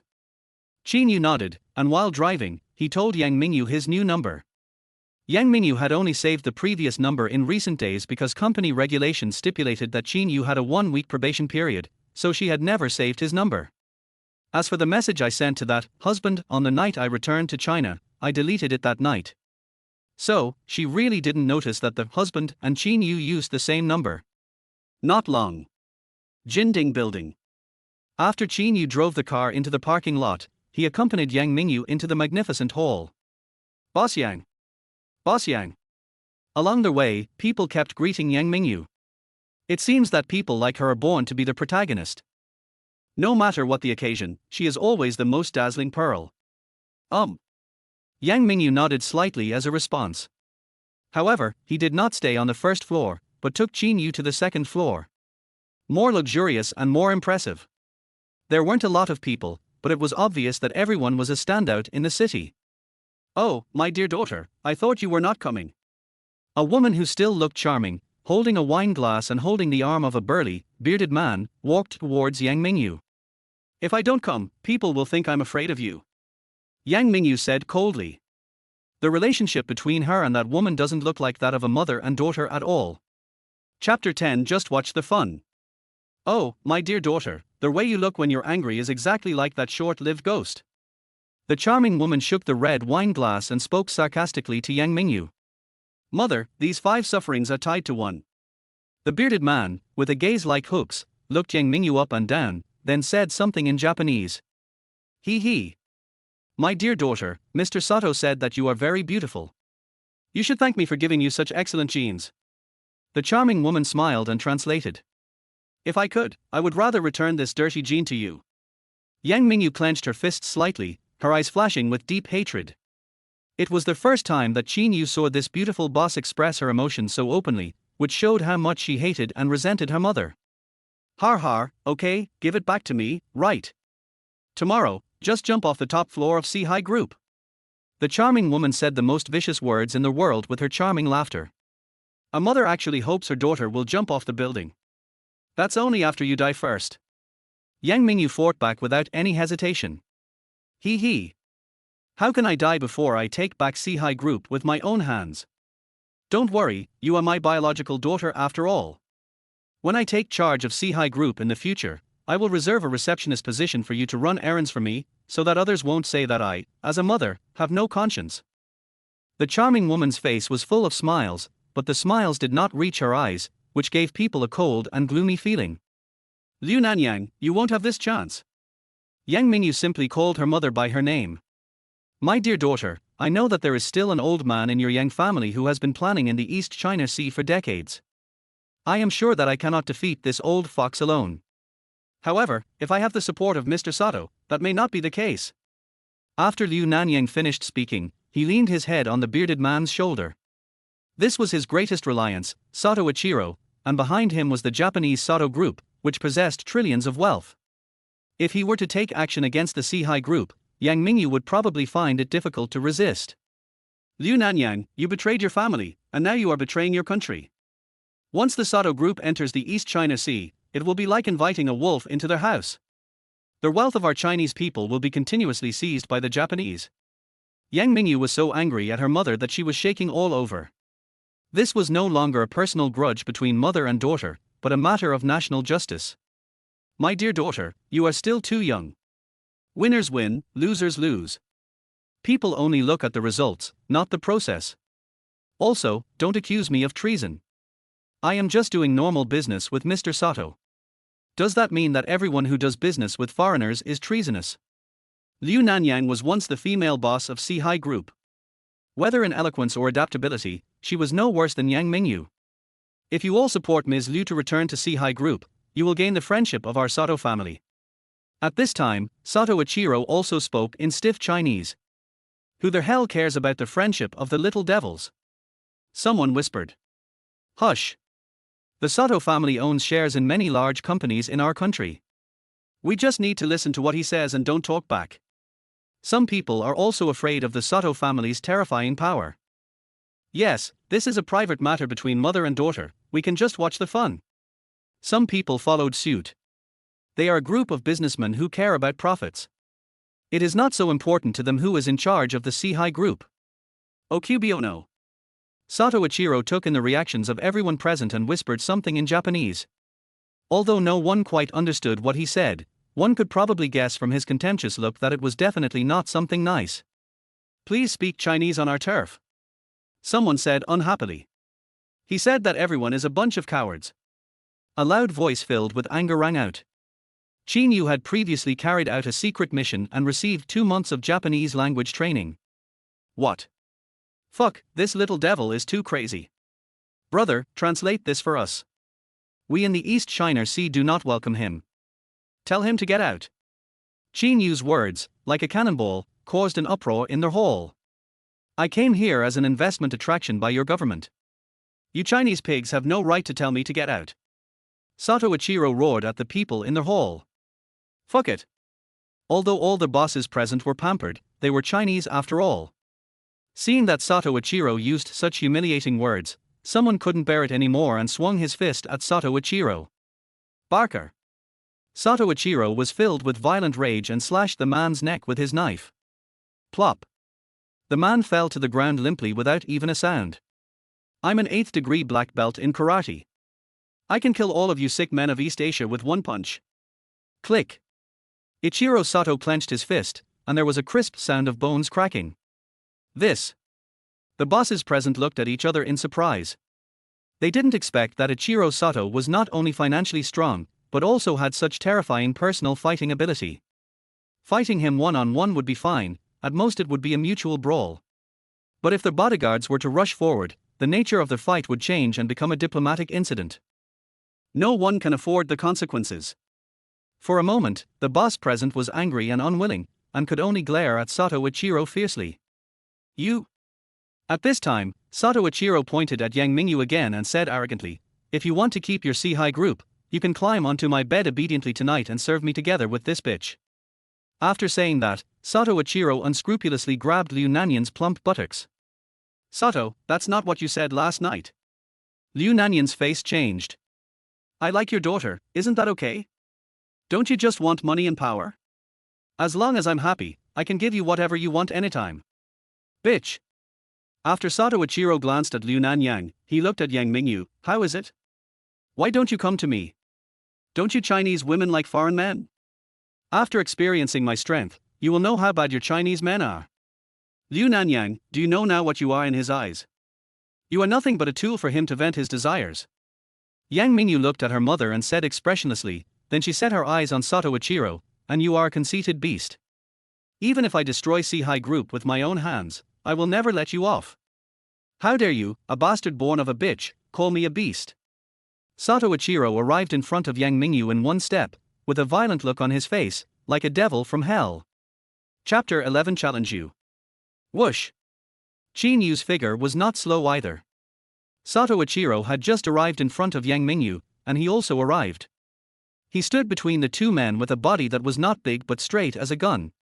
His eyes narrowed slightly, flashing with sharpness. Do you think this is still the same land as it was decades ago? You Japanese, can you come here as you please? Har har har. Ichiro Sato laughed out loud as if he had heard the funniest joke. After a few seconds, he said arrogantly, now that you mention it, I regret not being born a few decades earlier. I should have followed my grandfather to conquer this land. By the way, I would have killed all of you useless cowards. Women can sow our seeds and cultivate an excellent next generation. Damn. This bastard is too crazy. Hold on, he's such a good fighter, who among us can beat him? Yes, they are rich and powerful, and the government brought them here to invest. We can't afford to offend them. But are we just going to let this little devil humiliate us like this? The expressions of the people in the hall varied, but almost all of them had humiliation and anger in their eyes. However, due to various reasons, everyone could only clench their fists, and no one dared to fight with Sato Ichiro again. Boss Yang, please excuse me. At this time, Qin Yu slowly unbuttoned his suit, and after taking it off, he revealed a white vest and several hideous scars. He casually handed it to Yang Mingyu, who had her brows tightly furrowed. Hey, are you ready to fight me? You're just a lousy bodyguard. How much does she pay you a month? You work so hard. Ichiro Sato looked at Qin Yu with contempt and didn't take him seriously at all. Being an 8th degree black belt in karate is not just talk. Qin Yu, this is my private matter. Yang Mingyu also said this while biting her teeth. Ichiro Sato gave people the feeling of a wild beast, too dangerous. She was very worried that Qin Yu would be injured or even disabled. No, Mr. Yang. His humiliation of us Chinese is no longer your private matter, but the business of every passionate Chinese man. What's more? Qin Yu raised his voice and gently held the wolf's fang on his chest. I am still a retired soldier who once protected this land. After saying that, he looked at Sato Ichiro calmly and asked calmly, I challenge you as an ordinary Chinese man. Do you dare to accept it? What am I afraid of? Sato Ichiro raised his head and said arrogantly, however, my punches and kicks are very powerful. If I beat you up and seriously injure you, I won't pay for your medical expenses. You Chinese people like to scam people, everyone knows that. Don't worry, life and death are your own responsibility. Qin Yu said calmly. Brother, fight him. Yes, if you lose, we'll cover the medical expenses. Fuck him. All the bosses present shouted excitedly. Qin Yu, be careful. Yang Mingyu looked at Qin Yu deeply, and for a moment, she felt that this not-so-tall figure was actually radiant. Barga, if you want to die, I will grant your wish. Sato Ichiro was a little angry and shouted, come on, you Chinese pig. Watch this. A gleam of light flashed in Qin Yu's eyes, and he rushed forward, with both arms smashing out at the same time like iron rods. This move is a bit similar to the Iron Mountain backstroke in Barji. However, it has obviously been improved. Drink. Ichiro Sato is so arrogant and he is definitely not a pushover. He narrowed his eyes, stretched out his hands, and grabbed Qin Yu's shoulders tightly. Deng deng. Qin Yu didn't expect to defeat Sato Ichiro with just one move. He flipped his body, hooked Sato Ichiro's neck, and threw him over his shoulder. Ichiro Sato's body flew out but did not fall to the ground. His feet made heavy sounds on the ground to dissipate the powerful force. Good. The people present cheered. Apart from anything else, Qin Yu at least was not like the unlucky guy before, who was killed instantly by Sato Ichiro. It seems that it has a slight advantage. Barker. Ichiro Sato patted his suit that was wrinkled by Qin Yu, and this time he took the initiative to attack, rushing forward like a savage rhinoceros. Bang bang. The two began to exchange moves rapidly, and the sounds of bones and flesh colliding, which made people's ears ache, continued to ring. Bang. Qin Yu was punched in the face, and his eye sockets quickly became bloodshot. He is an 8th degree black belt in karate and his fighting ability is indeed extraordinary. However, Sato Ichiro was not feeling well either. The punch Qin Yu gave him in the stomach made him feel like being kicked by an elephant. He subconsciously covered his stomach, gasped heavily, and looked extremely ugly. Come again. Qin Yu fought more and more courageously, not caring at all that his cheek was broken and bleeding. He has many more horrible scars on his body than this, so this is nothing. I remember that when I first joined the army, the captain said that scars are a man's best medal. If you leave the military camp without any scars, it means you have wasted those years. Bang. Barker. Qin Yu played with a completely desperate style, only attacking and not defending. To put it bluntly, I am just a small person. Even if I become disabled or die, not many people will care. However, Sato Ichiro is different. He is from the Toyo consortium and has an extremely prominent status.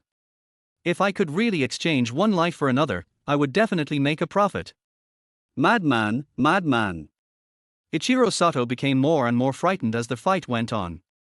Qin Yu wanted to kill him. The fear in my heart grew stronger and stronger, and my hands' movements became more and more chaotic. Bang! There was another muffled sound. Qin Yu's fist hit Fujiwara Ichiro's face hard. Puff! Fujiwara Ichiro spat out a mouthful of blood and his body began to stagger. However, Qin Yu's fist was still like a hammer, constantly hitting forward. Bang bang bang. Fujiwara Ichiro's head soon turned into a pig's, and his eye sockets were swollen like eggs, leaving only a slit. Plop. Qin Yu turned around and kicked back, causing Fujiwara Ichiro's body, which weighed nearly 200 pounds, to bend backwards. He slid several meters before half kneeling on the ground. Saliva mixed with blood kept dripping onto the floor. Pretty. The scene of Qin Yu beating up Fujiwara Ichiro made everyone present feel their blood boiling. They even wished they were Qin Yu and beat up the Japanese devil. Sato. Liu Nanyan's face changed. He never dreamed that his greatest support would be defeated by his daughter's little bodyguard. Take him and get out of here. Don't show up in the East China Sea anymore. A shame. You guys. Amidst the boos, Liu Nanyan's face turned pale and blue, and he walked into the elevator in embarrassment, supporting Sato Ichiro. Chapter 12 Handsome Guy, add me on WeChat. Par. In the hall, this group of business tycoons who usually look down on others burst into warm applause. At their level, they care about face more than anyone else. However, Fujiwara Ichiro ruthlessly tore off their faces, threw them on the ground and trampled on them. It's Qin Yu. He stood up and, with his iron fist, got back the advantage for everyone. Take this brother to the lounge and treat his wound. We will toast him later. Someone said. Although Sato Ichiro was beaten badly, Qin Yu was also seriously injured. The skin on his cheek was torn and his right eye was severely congested. I'll take him there. Yang Mingyu shook the suit that Qin Yu had taken off, walked up to him, and gently put it on him. Like a noble queen, she is awarding honors to the triumphant knight. Mr. Yang, thank you. Qin Yu never forgets his identity. Follow me. Yang Mingyu turned and walked towards the lounge, where a very professional private doctor was on standby. After all, those attending the dinner were all well-known figures, but who could guarantee that they would not suffer from sudden illness? Soon. In the lounge. The private doctor began to help Qin Yu reduce inflammation and treat the wound. Qin Yu placed his hands on his knees, his posture still as straight as a gun. His face was expressionless, as if he felt no pain. Qin Yu. The shocking wound made Yang Mingyu's scalp tingle, and she couldn't help but shout out in a low voice. Boss Yang.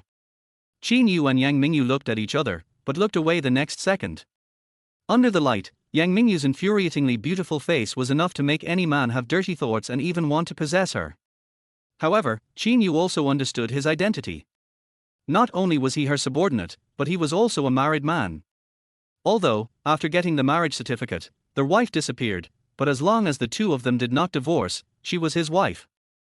The funny thing is that as time goes by, I can hardly remember what that wife looks like. The deepest impression I had was probably that she was tall. Well, it's similar to the beautiful boss in front of me. Qin Yu was thinking randomly in his heart, but Yang Mingyu's pleasant and cold voice came to his ears. Thank you for tonight.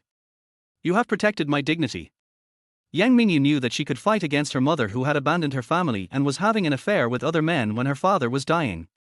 But he couldn't compete with Sato Ichiro, because the Sato family behind him was too terrifying. If Qin Yu wasn't there as a bodyguard, he would probably have been humiliated tonight.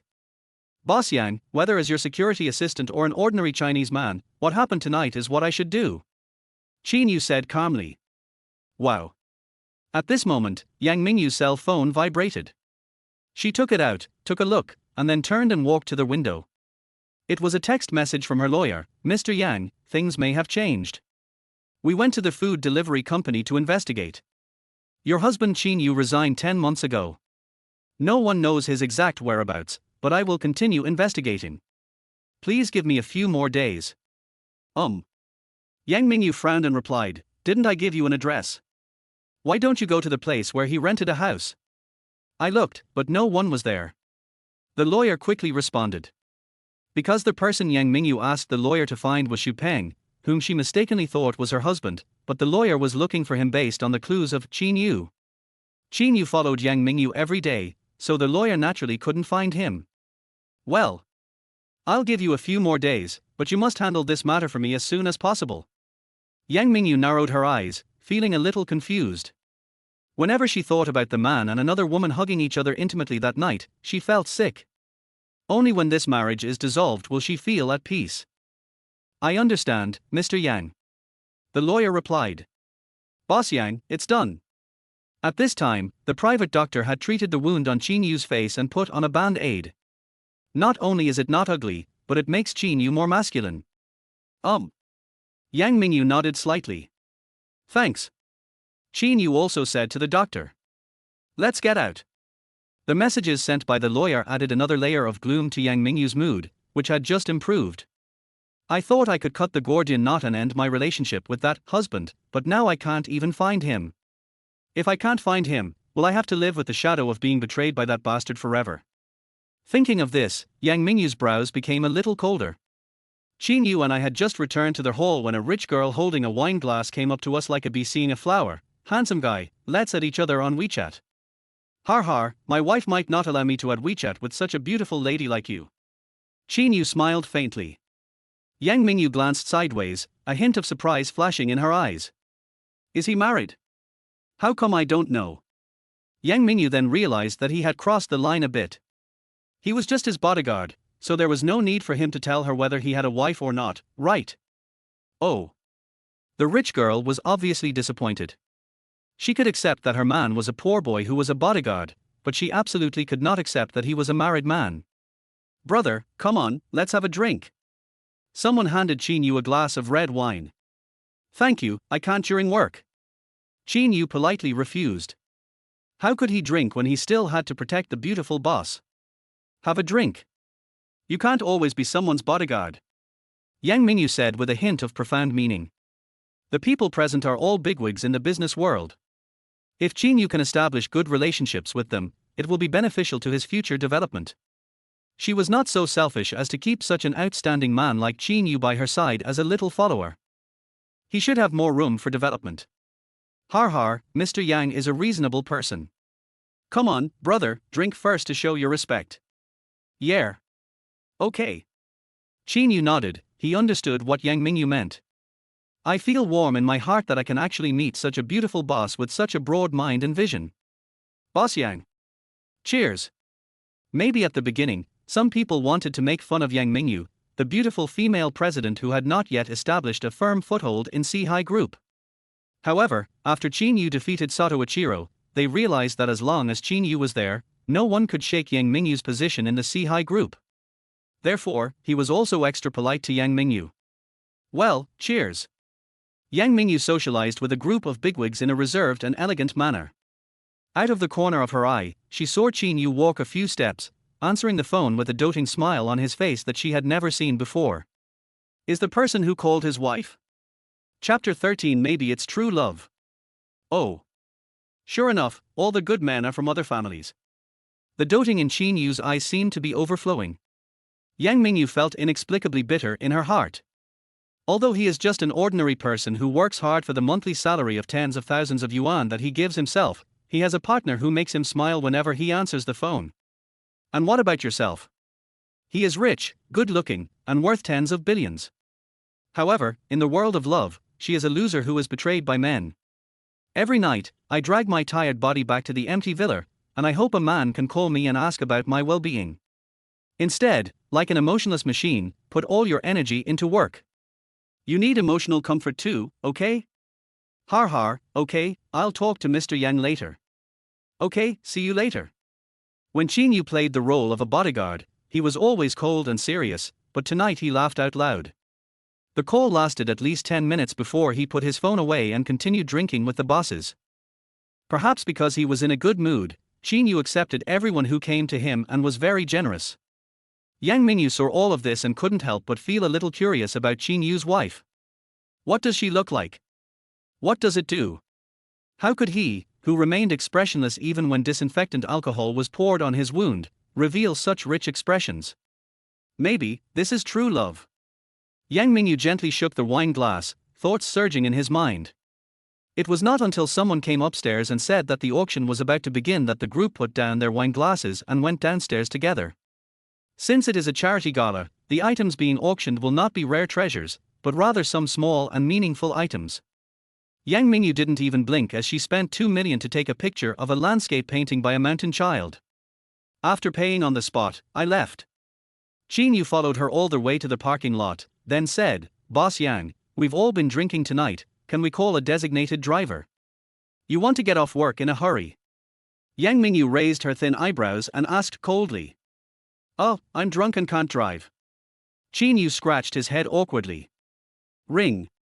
As soon as he finished speaking, Qin Yu's private phone rang again. He took it out and took a look, then looked at Yang Mingyu with a conflicted look on his face. Answer the phone, I'll call a designated driver. Yang Mingyu glanced at Qin Yu's phone expressionlessly, turned around, walked a few steps, and took out her phone. Well, you wait for me at the music square. Well, I'm not sure when I'll get off work. Okay, be careful and don't respond to strangers who try to talk to you. After Qin Yu answered the phone, he spoke in a gentle voice. The call was very short, maybe half a minute, and then he put down the phone.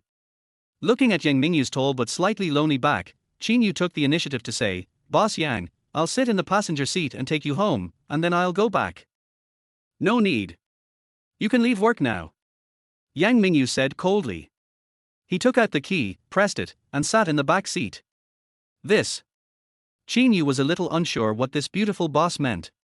When he was in the lounge, he was very friendly to me, but when he turned around, he became cold and sarcastic, as if he had become a different person. A woman's heart is like a needle in the sea. There is truth in what our ancestors said. Boss, is this the price you ordered? At this time, a middle-aged man wearing a helmet and riding an electric scooter came to Yang Mingyu's car. Right. Yang Mingyu said calmly. Then I'll drive for you right away. The designated driver folded the electric scooter and put it in the trunk of Yang Mingyu's car. Etc. Qin Yu walked a few steps, came to the designated driver, and said, I need to see your ID card and driver's license. Who are you? The designated driver showed a suspicious look. Her friend. Qin Yu pointed at the car and said to Yang Mingyu, who was resting with her eyes closed. Oh well. The designated driver took out his wallet and handed Qin Yu his ID card and driver's license. After carefully checking and taking photos, Qin Yu said to the designated driver, Thank you for your hard work. You are welcome. The designated driver waved his hand, opened the car door and got in. Boss Yang, goodbye. Qin Yu bowed respectfully, and waited until the designated driver drove the car into the traffic before he let out a sigh of relief. His expression became a little more relaxed, and he walked towards the musical fountain across the street. And inside the car, Yang Mingyu opened her eyes and said calmly, When did you start following me? Oh, tonight, miss. The designated driver said respectfully, "The old man heard that your mother is with a Japanese man, and he is worried, so he asked me to protect you secretly." "But the old man must be worrying too much, your current bodyguard is very powerful." "Parking," Yang Mingyu suddenly said. "Miss." The designated driver stepped on the brakes, his face full of confusion. "I want to rest for a while." After Yang Mingyu finished speaking, he lowered the car window a little. From this angle, you can see the panoramic view of the music square. The flashing lights, the fountains rising into the sky, and the soothing and elegant music interweave to create a bustling night scene of a metropolis. In the surging crowd, a man with an upright posture and a brisk walk walked towards a long-haired beauty in casual clothes.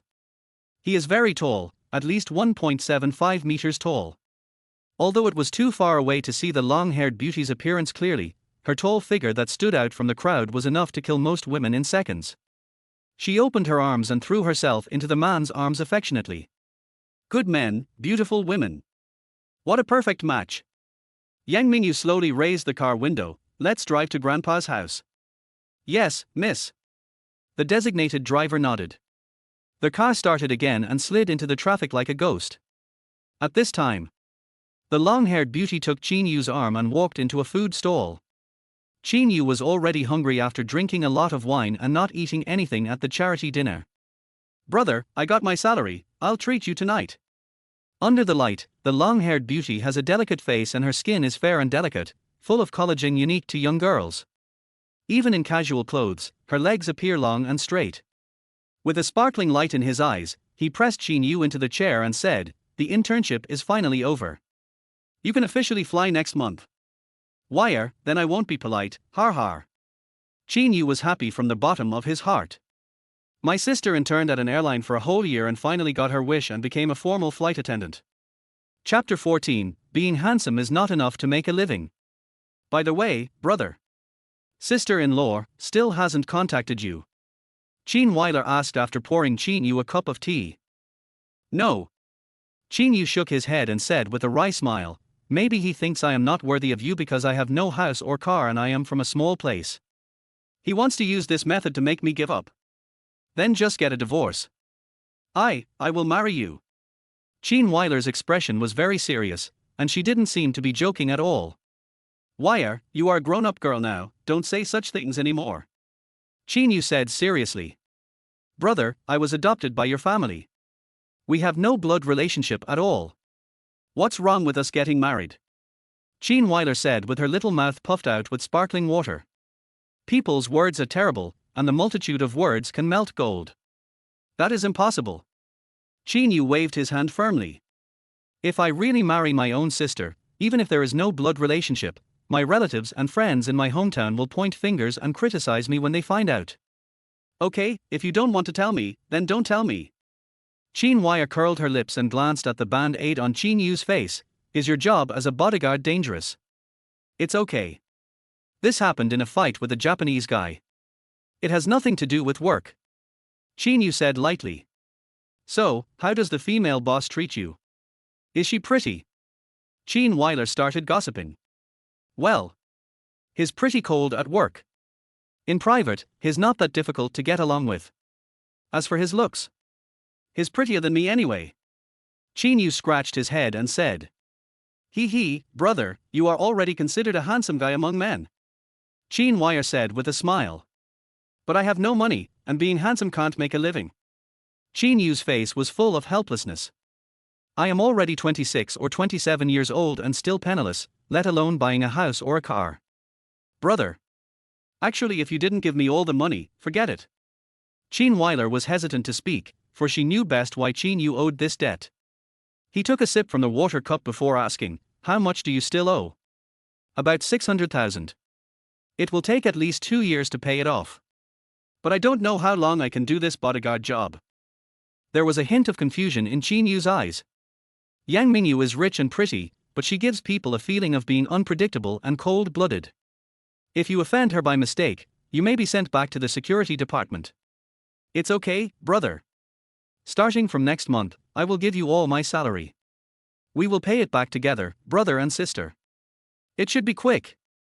Qin Weiler said immediately. Wei Yi, save all your money and buy a house in Donghai. Don't go back to our small town. This way, you will be considered a girl from a big city, and it will be easier for you to find a partner. Qin Yu looked at his sister and said very seriously. Flight attendants are employed by their youth. Now that she has used all her money to pay off her debts, what will she do in the future? Elder brother. Qin Weiler was anxious. Okay, let's eat. Qin Yu handed his sister a pair of chopsticks. Qin Weiler pursed her lips, but knowing Qin Yu's temper, she didn't say anything else. The next day, after sending his sister to their high-speed train, Qin Yu rode his electric scooter to the company. En route, a black Mercedes-Benz commercial vehicle stopped with a squeak. The car windows were down. Yang Mingyu's mother Liu Nanyan's face, with delicate makeup and a noble look, appeared. Get in the car. What if I say no? Qin Yu said lightly. Humph, it may be a bit difficult for me to deal with the Yang family, but I have 100 ways to deal with you. Qin Yu followed Liu Nanyang and went to the box upstairs. There were several suitcases on the mahogany coffee table. When it was opened, it was full of red banknotes. Sit. Liu Nanyang made a cup of tea and waited for Qin Yu to sit down before drinking it slowly. However, he didn't say anything. After half an hour, he looked at his watch and then glanced at Qin Yu with contempt. You can go now, give him back his phone.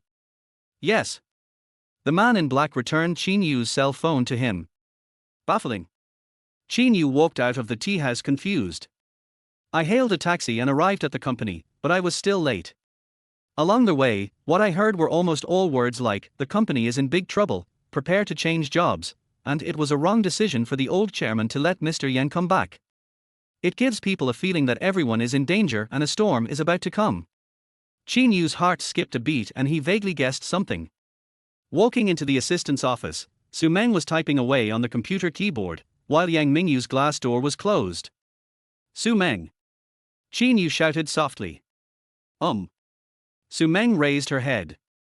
Is it true that Mr. Yang's mother has teamed up with the Japanese and is preparing to attack the Sihai group? Qin Yu asked. You know everything. Su Meng's eyes widened. Oh. Qin Yu smiled bitterly. How could he not know? At the charity party last night, Liu Nanyang and Yang Mingyu, mother and daughter, had a falling out. It would be strange if he didn't cause trouble. What's more, she tried to stop me on the way here, but I don't know what she is up to. It's nothing, actually. We just poached a few senior executives. As long as Mr. Yang is here, the sky of Sihai Group will not fall. Su Meng still believes in Yang Mingyu's abilities. Well, I hope so. Qin Yu nodded. He still owed hundreds of thousands of dollars in debt and certainly didn't want the company to go bankrupt. Ring. It's Mr. Yang. Su Meng glanced at the landline phone and nodded after answering it. Okay. Boss Yang asked you to come in. Qin Yu came to the door of Yang Mingyu's office, knocked, and after getting permission, he pushed the door open and walked in. Look at the laptop on the table. Yang Mingyu was wearing a white chiffon shirt, which made her skin look as white, tender and smooth as a peeled lychee. Sitting on the soft sofa, facing the huge floor-to-ceiling window, holding a book, The Red and the Black, by French writer. When he heard Qin Yu's footsteps, he didn't even raise his head. Okay, Mr. Yang. Qin Yu originally guessed that with such a huge turmoil in the company and people in and out of the company in a panic, Yang Mingyu should be busy holding video conferences to calm people down. Or frowning and looking worried. It turns out, it was so calm, as if nothing had happened. This calmness and courage made Qin Yu once again look at this beautiful female president with new eyes. At the same time, with some suspicion in his heart, he looked at the laptop on Yang Mingyu's desk. What on earth was she letting me watch? Chapter 15 Pictures speak the truth. Boss Yang, this is a false accusation. Qin Yu just glanced at the photo on the laptop, frowned and said in a deep voice. From getting into Liu Nanyan's car, entering the tea house together, to the private room upstairs, there were several boxes of banknotes on the coffee table, all were captured clearly. It turned out that Liu Nanyang was deliberately mysterious in order to frame her and take her money. Once Yang Mingyu fell into the trap and fired himself, it would be easier for Liu Nanyang to deal with her. Where in the world can you find such a mother? In order to deal with his daughter, he would do anything. I know. Yang Mingyu closed the book, looked at Qin Yu and said leisurely, but, I believe that it is useless for you to do so. If I am not mistaken, she has already distributed these photos to the company's internal group through the company's spies. If you can't prove your innocence, I can only fire you. Boss Yang, I can prove my innocence. Qin Yu understood what Yang Mingyu meant. The company was in turmoil, and if there was a scandal about her as a bodyguard taking money from Liu Nanyang, and she didn't do anything, the company would probably be in an even more passive position. Once the company loses its prestige, it will really collapse. Par. Qin Yu unbuckled his belt. Yang Mingyu looked at her without blinking. Her beautiful face was calm and collected. Boss Yang, this is evidence. Qin Yu untied the belt buckle, took out a fingernail-sized object, and placed it on the desk. I used to be a detective, so I have experience in this area. A small camera. Yang Mingyu raised her thin eyebrows. Well, it's not activated normally. But today that mother came to me, and I filmed everything that happened. Qin Yu explained. Okay, get out now. Yang Mingyu nodded slightly. Yes. Qin Yu walked out of the president's office. I took a glass of water and took a few sips when Su Meng walked in from outside. She seemed a little angry. Qin Yu, why are you like this? For money, you actually betrayed President Yang. You believe it? Qin Yu asked calmly. Aye, but they have pictures and the truth. Su Meng immediately took out her phone and opened the work group. It was exactly as Yang Mingyu had guessed. All of them were photos of Qin Yu and Liu Nanyang colluding. I didn't expect that Mr. Yang's personal bodyguard was also bribed by Liu Nanyang. I'm afraid the company is really going to be ruined now. We strongly request that this traitor be fired first. There was a lot of cursing below. He. Qin Yu smiled, and he admired Yang Mingyu, the beautiful boss, more and more. She was so good at predicting things. What are you laughing at? Mr. Yang is so good to you. He knows you are in financial difficulty and still pays you your salary in advance. How do you repay Mr. Yang? Have you given up your conscience for the sake of money? Su Meng was so angry that her face turned red, and she questioned Qin Yu in rapid succession. Nothing, let the bullets fly for a while. Qin Yu waved his hand and slowly drank the water. Snort. Su Meng glared at Qin Yu fiercely before putting the folder down and starting to work. Jia, Qin Yu, accompany me to the airport. At this time, Yang Mingyu opened the door and walked out. Boss Yang, he? Su Meng stood up. But before he could finish his words, Yang Mingyu said calmly, look at your phone, don't believe everything you hear. R. Su Meng was stunned for a moment, but still picked up the phone and started looking at it. It turns out Qin Yu didn't. That's great. Qin Yu and Yang Mingyu came to the corridor and could still hear Su Meng's excited voice. On their way, Qin Yu drove with full concentration. Yang Mingyu looked at the scenery outside the window for a while before asking abruptly, was that your wife at the music square last night? No. Qin Yu shook his head subconsciously. Oh.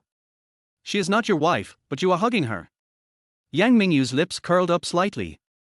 As expected, all men in the world are bad. Boss Yang, that is. Ring okay, I'll be there soon, drive faster. Qin Yu was about to explain that it was his sister, but Yang Mingyu answered the phone and said coldly. Oh. Qin Yu had no choice but to swallow back the words that were on the tip of his tongue. Soon. When the two arrived at the airport, a man and two women came over and respectfully called Mr. Yang. On their way back, Qin Yu learned from their conversation that the three of them were leaders in the industry. Yang Mingyu called them last night. He flew here from another province early in the morning to join C-High Group. It's simple. Yang Mingyu had been supporting these people when they were poor college students. This beautiful boss is playing a big game of chess. Yang Mingyu's actions once again refreshed Qin Yu's understanding of her. Noon. Yang Mingyu took Su Meng and three newly appointed executives to eat in the company cafeteria. It seemed as if Qin Yu was deliberately left aside. Wow. You guys eat, no need to wait for me. Yang Mingyu's cell phone vibrated, and she stood up and went into her private lounge. It was a message from the lawyer she had hired to divorce that bastard. Mr. Yang, can you come to the law firm? I found your husband's phone number. Maybe it would be better if you talk to him in person. Snort. Can't hide it anymore? Yang Ming narrowed his eyes slightly, pressed the phone with his white fingers, and replied, okay, I'll be there right away. Then I'll wait for you. the lawyer replied. Originally, Yang Mingyu was very busy today as there were too many things in the company that needed her to deal with. However, now that she had news about this bastard, she would definitely want to cancel this troublesome marriage first so that she could concentrate on fighting Liu Nanyang. Also avoid her from making a fuss about this matter. Then, Yang Mingyu walked out of the lounge and said to Qin Yu, who was eating alone, "Come out with me." Although Qin Yu was also unfaithful to his wife, he was very good at fighting. Right now, who knows how many dirty tricks Liu Nanyang might have waiting for her. Yang Mingyu plans to use Qin Yu first, and then change someone else when the company is stable. Yes, Mr. Yang. Qin Yu nodded and walked out of the cafeteria with Yang Mingyu. Come to the law firm. The lawyer, who looked very capable and was wearing a black suit and glasses, invited Yang Mingyu and Qin Yu into his office. Boss Yang, I'll call your husband right away. The lawyer took out a document and started dialing the number on it on his mobile phone. Good. Yang Mingyu had no expression on her face. My heart was filled with relief and joy, as I could finally end my relationship with that bastard. Brother, the phone is ringing. At this moment, Qin Yu's cell phone rang happily. After Liu Nanyang took away my phone in the morning, I restored it to factory settings out of fear that he might tamper with it. The previous silent mode naturally became ineffective. The lawyer and Yang Mingyu looked at Qin Yu together. Chapter 16 Ex-Girlfriend. I'm sorry, Mr. Yang. Qin Yu was embarrassed. The beautiful boss was talking to her husband on the phone about getting a divorce. Why was she messing around with her cell phone in such a serious and solemn occasion? You go out first. Wait for me in the car. Yang Mingyu waved his hand.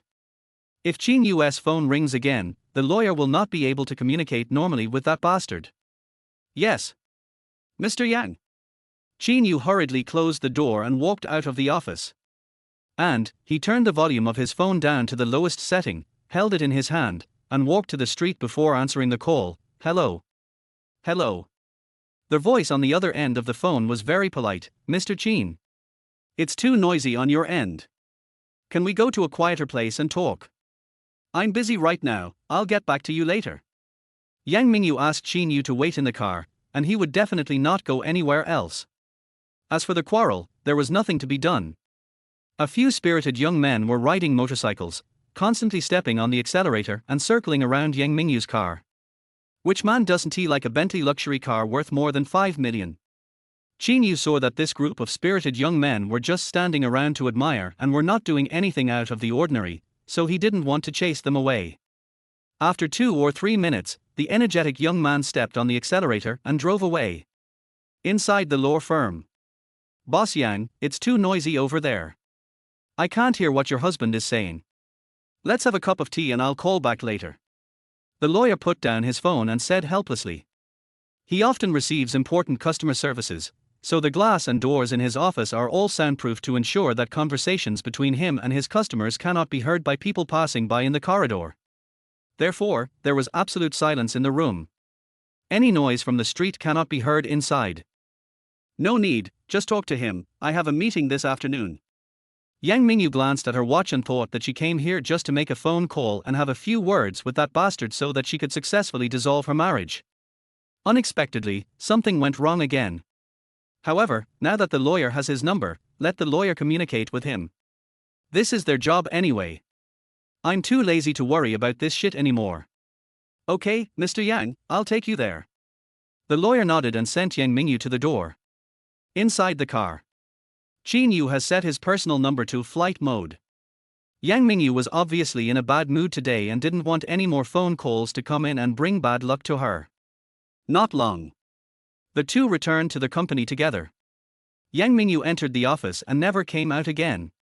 Qin Yu thought of the previous call, so he took the opportunity of going to the bathroom to send a message. Do you have something to talk to me about? Mr. Qin, you finally contacted me. I was entrusted by your wife to handle your divorce. Look, are you available today? Let's find a place and talk and sign the divorce agreement. I have investigated and found out that you haven't been together since you got your marriage certificate. A marriage without any emotional foundation is harmful to both of you. It's better to resolve it as soon as possible so that you can each start a new life. The other party sent several messages in one breath, as if afraid that Qin Yu would not agree. He. After disappearing for a year, there was finally news of his wife, but she wanted to divorce him. The beautiful boss is also looking for a divorce from her husband. Is today a good day for a divorce? Qin Yu smiled bitterly before replying, no problem. But not today, I don't have time. With so many things happening in the company, Yang Mingyu would definitely have to work overtime, and as a driver and bodyguard, I could only work overtime as well. Well, I'll contact you tomorrow. The other party replied in a very understanding manner. Good. After Qin Yu sent the message, he simply turned off his private number. Really? It was similar to what Qin Yu had guessed. Su Meng always delivered Yang Mingyu's dinner to the office. It was not until after 8 o'clock in the evening that he came out. He glanced at Qin Yu and Su Meng calmly and said, "You can get off work now." Then she walked into her private elevator. "Qin Yu, I'm sorry, I misunderstood you this morning." Su Meng stood up, stuck out her tongue, and said apologetically on her face, "Har har, it's okay." Qin Yu smiled. He and Su Meng were just partners and were not familiar with each other in private, so it was normal for them to be misunderstood. "Then I'll treat you to a midnight snack. Don't refuse, or I'll feel bad," Su Meng said coquettishly. "All right." Since Su Meng said so, Qin Yu could only agree. "I'm going to change my clothes, wait for me for a few minutes." As the president's secretary, Su Meng also has her own dressing room. Moment. Su Meng changed into a black t-shirt and a short skirt and walked out. There was also a bag slung over her shoulder. The long black hair also falls softly on the shoulders. A pair of big white legs, without stockings. This outfit makes her look pure, sexy and very attractive. After leaving the company together, the two came to the nearby night market. As the temperature gradually rises, more and more people come to the night market to eat. It seemed that there was a spicy and fragrant smell floating in the air. Su Meng put her hands behind her back, looked here and there, and chattered, "I've heard that there's a night market near the company, it's very popular. There are also many internet celebrities who come here to live stream and check in. However, I have never been here before, fearing that I would run into some hooligans. Today I will also enjoy the treatment of Mr. Yang. With you, the master of the palace, accompanying me, I wonder who dares to harass me. Har har, it's really not safe for a girl to come to such a mixed place alone," Qin Yu said with a smile. Not to mention Su Meng, the last time Yang Mingyu and her bestie were drinking, they were harassed by a group of strong men and almost got into trouble. "By the way, do you have a girlfriend?" "I don't mean anything special, it's just that if you meet one, it would be bad if you were misunderstood," Su Meng asked, looking up. Qin Yu is over 1.8 meters tall, nearly 20 centimeters taller than Su Meng. "Well, no. But I have a wife, don't worry, I haven't seen her since we got the marriage certificate. I guess we should be getting divorced in a few days." Qin Yu told the truth. "Is there such a thing? You guys got married in a flash, right?" Su Meng blinked. Then it's better to get divorced. A marriage without love will never be happy. Sit over here, there are fewer people." Su Meng and Qin Yu found a relatively quiet place and sat down. Ordered 2 draft beers, and a plate of spicy snails and garlic crayfish. While eating, a slim woman in a dress came over with a man dressed in designer clothes. When he saw Qin Yu, his expression changed slightly, and he said unnaturally, Qin Yu. "Lilu." Qin Yu raised his head. I felt like a soy sauce shop was overturned, and all kinds of emotions were instantly felt. He didn't expect to run into his ex-girlfriend who betrayed him at the night market. Chapter 17, The Grace of Not Marrying. "He is Qin Yu, I want to have a few words with him." Lilu bit her lip with a complicated expression. She and Qin Yu had known each other since childhood and were childhood sweethearts. Later, they even reached the stage of discussing marriage, but for various reasons, they did not get together. "Har har, then you can catch up with your friends. I'll have a cigarette." The designer man smiled slightly, looking very generous. Lilu walked a few steps and came to Qin Yu, looking him up and down. "How are you, now?" "Not bad, working as a security guard in C-High Group." Qin Yu tried to speak in a light tone. "But my heart feels bitter." The woman in front of him was his first love. He had sworn to be with her forever. In the end, they parted ways and lost to reality. I heard from my dad that you owe a lot of money because of our family." How much is left? I'll pay part of it. Li Lu knew that this man had a hard life. His parents divorced very early and they each started their own families. He hated his parents in his heart and didn't want their financial support. He worked part-time to pay for his studies and also raised his younger sister. After the two confirmed their relationship, he was more filial to her parents than his biological parents. When I was in the army, I sent money home every month. However, Li Lu wants to stand out and live a life of wealth and glory, while Qin Yu, who is honest and dull by nature, just wants to develop down to earth. After several quarrels, Li Lu chose to go to the big city alone to make a living. Not long after she left, her parents fell ill, and it was Qin Yu who borrowed money from everywhere and saved her parents' lives. Li Lu was grateful to Qin Yu and knew that he was a good person. But after seeing the extravagance and glamour of the big city, she felt even more that Qin Yu could not give her what she wanted. Finally, she married a famous brand man and became a full-time housewife. Har har, I wrote the IOU, and it's signed with my name. It has nothing to do with you. I'm relieved that you're doing well now. Qin Yu forced a smile. Then. I'm leaving. Li Lu had just married the designer man and had not yet established herself in his family, so she did not have much money. She looked at Qin Yu deeply, then walked towards her husband who was smoking. Let's go back.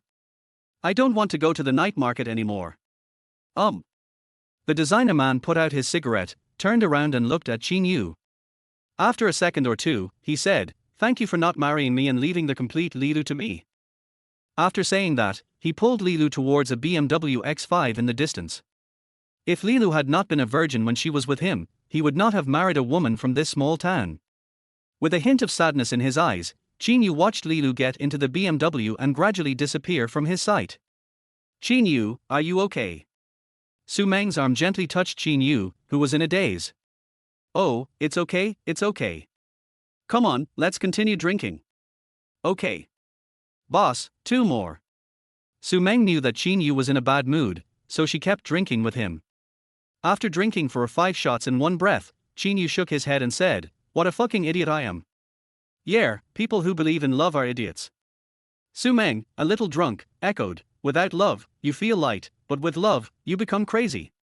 It's still fun to be a kid. Why do we have to grow up?" Qin Yu was a little drunk and spoke with a thick tongue. "You're wrong. It's better to grow up." Su Meng muttered in retort. "Why?" Qin Yu asked subconsciously. "Because there are so many things you can't do when you're a kid. For example, if you wet the bed when you were a kid, you'd get scolded. But if you wet the bed when you grow up, people will praise you for being awesome." Su Meng blinked her big watery eyes and said, "Well." Qin Yu suspected that Su Meng was driving, but had no evidence. Ring. At this time, the cell phone in my pocket rang. Qin Yu took it out and saw that it was Yang Mingyu who hit him. "Boss Yang." Qin Yu answered the phone immediately.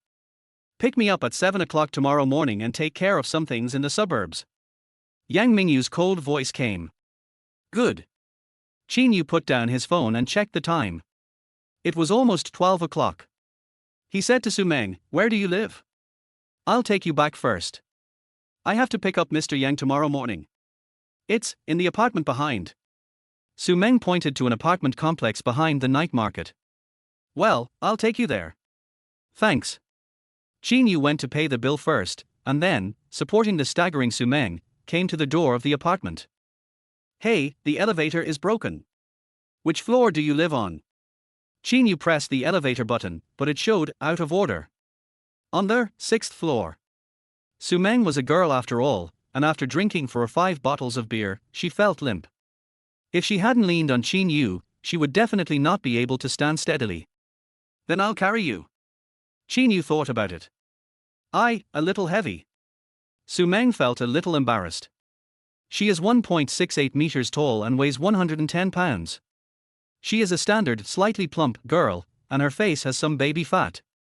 It is white, tender and fleshy. Har har, I used to run 10 kilometers with weights every day. Let alone the 6th floor, I can even carry you up to the 60th floor. Qin Yu said with a smile. "Then, thank you for your help." Su Meng lay gently on Qin Yu's back. "This is a very wonderful feeling.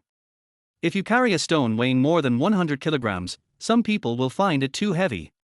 But a 100-kilogram beauty will make even the thinnest man walk briskly. Qin Yu felt the same way. He felt like he was carrying a ball of soft cotton wool on his back. He hadn't walked for long when he reached the 6th floor. After putting Su Meng down, he supported her and asked, "Which room do you live in?" "It's the one across the street." "You've been sweating a lot. Come in and have a glass of water." Su Meng glanced at Qin Yu while looking for the key in her bag and said, "No need." "Huh? Wait." Qin Yu waved his hand and was about to turn around and go downstairs, but he grabbed Su Meng's white and tender little hand. "Qin Yu." Su Meng showed a puzzled look. "Sure. Stand away and give me the key." Qin Yu lowered his voice, took the key from Su Meng, opened the door, and then closed it with a bang. Su Meng was confused, but she believed that Qin Yu had his reasons for doing so. It hurts, it hurts." In less than half a minute, a strange man's voice was heard. Squeak. Qin Yu opened the door again, holding a man wearing a baseball cap and with a rat-like face, and said to Su Meng, who opened her mouth slightly, "Call the police." Okay. Su Meng nodded and hurriedly took out her cell phone to call the police. "I'll send the person down." Qin Yu pushed the wretched man down the stairs. The police in big cities are quite efficient. Qin Yu waited downstairs for less than 2 minutes before a police car drove over. After Qin Yu handed the obscene man over to the police, he prepared to return to the village in the city. At this time, Su Meng's voice came from behind. "Qin Yu, wait. Chapter 18. Are you okay? What's wrong?" Qin Yu turned around. Su Meng must have jogged down the stairs, her plump upper body still trembling, and a hint of fear in her eyes. "Can you protect me all night?"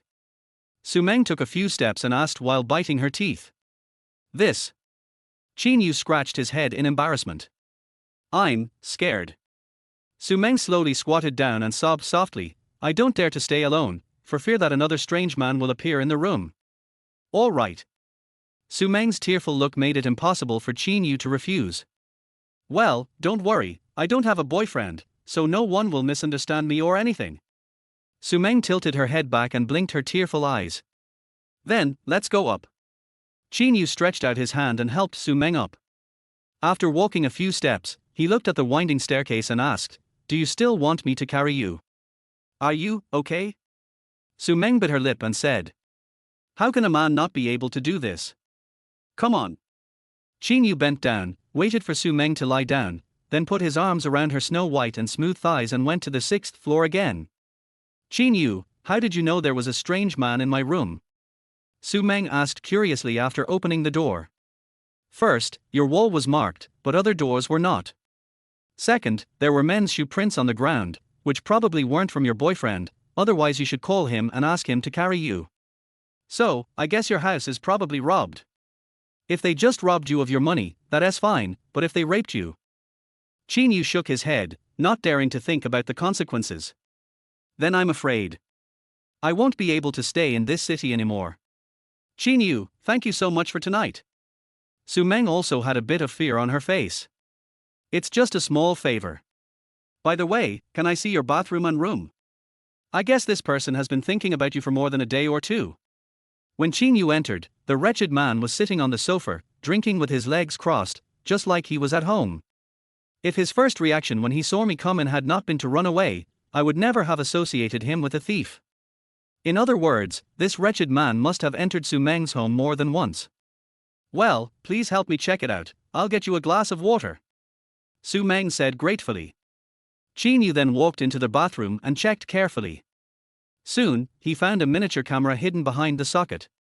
In trouble. Qin Yu's heart skipped a beat, probably because Su Meng was photographed taking a bath and changing clothes. "Qin Yu, how is it, did you find anything?" Su Meng also came to the bathroom door with a cup of water. "Found this."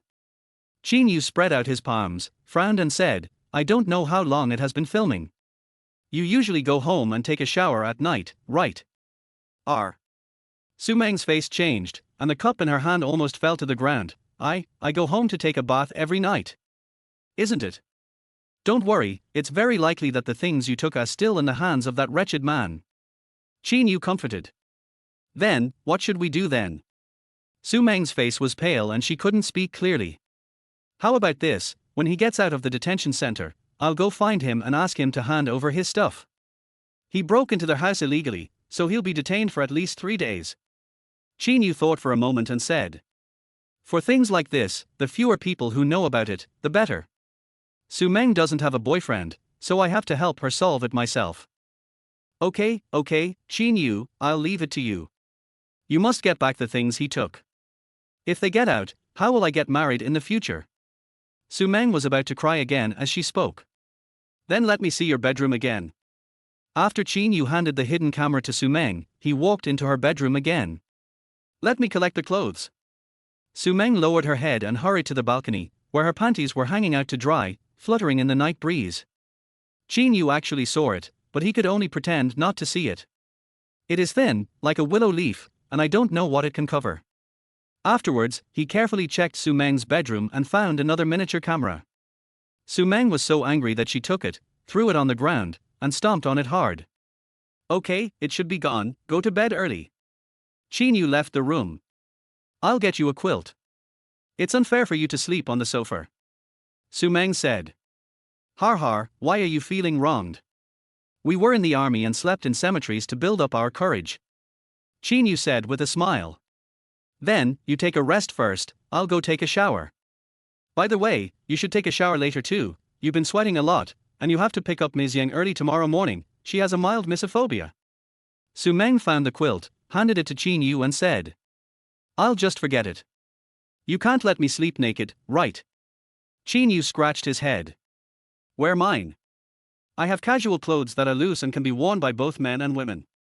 That's fine. Qin Yu nodded. Su Meng was right. Yang Mingyu did have a mild obsession with misophobia. I saw her using alcohol to disinfect her office several times when I entered her office. Not long. Su Meng finished her shower and came out wearing a nightgown.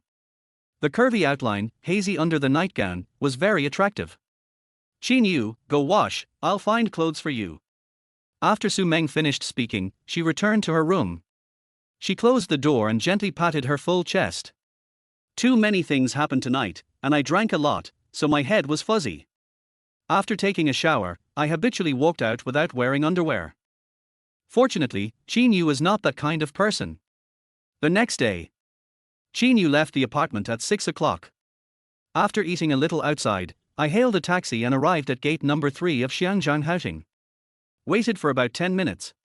Yang Mingyu frowned and walked out with a briefcase in her hand. Boss Yang, are you feeling unwell? Qin Yu asked with concern. It's okay. Here's the key. Yang Mingyu's pretty face suddenly turned red for no apparent reason. Could she tell Qin Yu that she had been too busy recently, had an irregular diet, and had stomach upset several times, and that her hemorrhoids had flared up? Then Mr. Yang, please get in the car. Qin Yu opened the car door. Hiss. Yang Mingyu took a breath of cold air as soon as she sat down. If she hadn't been dealing with things in the suburbs, she really wanted to go to the hospital right away. It hurts so much. Boss Yang, how about I take your pulse? Qin Yu glanced at the rearview mirror and said. The last time Yang Mingyu had stomachache, I helped her get better by pressing the acupoints on the soles of her feet. What number? Drive your car. I have hemorrhoids. Can you still perform surgery on me? Yang Mingyu was tortured all night, she didn't sleep well and was in a very bad temper. Oh, Boss Yang, I can really treat this kind of disease. Qin Yu said embarrassedly. I don't want you to handle it even if I can. Yang Mingyu said with a cold face. He handles it. How to deal with it? Do you want to take off your pants in front of him? Chapter 19 Project Strike. As expected, all crows are black, and all men are not good. The more Yang Mingyu thought about it, the angrier he became. The scene of that bastard hugging another woman in the village in the city appeared in front of my eyes again. Damn, I don't know when I can end my marriage with him. Yang Mingyu gritted her teeth, and her whole body was like an iceberg that had existed for thousands of years, emitting a hint of coldness. Well. Qin Yu also began to react. Could it be that this beautiful boss mistakenly thought that he wanted to take advantage of her? Forget it, since she doesn't trust me so much, just let her be. Anyway, my butt doesn't hurt. By the way, Mr. Yang, where in the suburbs are we going? Qin Yu asked while driving. Anningtown, Darming Mountain. Yang Mingyu gave the address expressionlessly. Okay. I'll set up the navigation first. Qin Yu parked the car on the side of the road and typed in Anningtown and Damingshan on his mobile phone. Wow, it's more than 200 kilometers each way. It is estimated to take more than 4 hours to drive. I guess he won't be able to come back tonight. Qin Yu put down his phone and glanced at the rearview mirror. Yang Mingyu was leaning sideways, frowning with a somewhat painful expression on her face. Why? Qin Yu was helpless and admired. If it were a normal girl, she would have gone to the hospital long ago, but Yang Mingyu still insisted on working. Boss Yang, Darming Mountain is quite remote. There are inevitably poisonous insects, mosquitoes, and ants. I'll go to the pharmacy to buy some necessary medicines before setting off. Qin Yu took a look and said to the big pharmacy on the side of the road. Can? Yang Mingyu nodded. Soon. Qin Yu walked out of the pharmacy, carrying a large bag of medicine. He walked to the back seat and gently knocked on the window. Boss Yang, this is a painkiller, take one, I'll get you some water. In the trunk of the car, there was mineral water of the brand specified by Yang Mingyu. Qin Yu secretly checked this brand on his mobile phone. It was imported and cost more than 100 yuan per bottle. There's no way, the thing this beautiful boss has the most is money. Thanks. Yang Mingyu took the painkiller and carefully looked at its properties and ingredients. Over the years, she had encountered many open and covert attacks, and developed a character that did not trust anyone. After confirming that it was indeed a painkiller, he tore it open and took out a pill. After Qin Yu brought the mineral water, unscrewed the bottle and handed it to her, she put it into her little mouth and took a sip of the water. Boss Yang, take a good rest. I'll call you when we get there. Qin Yu got in the car and continued on his journey. Maybe the painkillers contained sleeping pills. Yang Mingyu slept soundly along their way. She only woke up when she arrived at Daming Mountain. He took a look at the scenery outside the window, took out his cell phone and made a call. A few minutes later, a row of off-road vehicles drove over. Boss Yang. The leader was a middle-aged man wearing a white helmet. Behind him, there were a dozen men and women.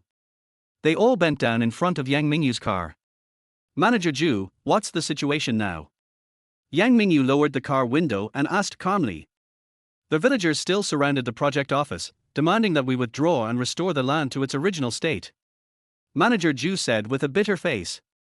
More than 1 billion yuan has been invested in this project in the early stage. If the project is really withdrawn, all these billion yuan will be wasted. Have you told them that we are willing to double the land compensation? Yang Mingyu knew that there must be someone behind these villagers making trouble, who wanted to ruin the resort project. However, there seemed to be no better way to solve the problem except to pay money. We told them, but they didn't accept it. They even said we destroyed their feng shui and wanted to sue us in the city. There was a conflict in the morning and several of us were injured. These villagers are too barbaric and unreasonable. Manager Zhu couldn't help but complain. How are the injured people here? It's not serious, right? Yang Mingyu asked with a frown. Fortunately, there is only one minor fracture, and the rest are just superficial injuries. Manager Zhu said. In this way, the injured will have their medical expenses fully reimbursed and receive an extra 2 months' salary. Yang Mingyu finished speaking and waved her slender finger. Lead the way to the project department. Yes, Mr. Yang. Manager Zhu got on the SUV and led the way. Qin Yu followed in his car. After passing through the canyon in front of us, the view in front of us suddenly opens up to a small village surrounded by mountains. Maybe it rained before. The air is exceptionally fresh, accompanied by bursts of birds singing, giving people a feeling of paradise. The beautiful boss has a really good vision. If such a beautiful place is turned into a resort, people from big cities will definitely want to come here for vacation and play when the hot summer comes. However, the tower cranes and excavators at the construction site were motionless, and it was obvious that they were in a state of suspension. The entrance of the 2-story light steel structure project department was surrounded by a crowd of villagers. There were at least 100 people holding hose and carrying poles. When they were still some distance away, Manager Zhu stopped the car and trotted to Yang Mingyu's window. Boss Yang, let's discuss a countermeasure. If you rush over like this, I'm worried about your personal safety.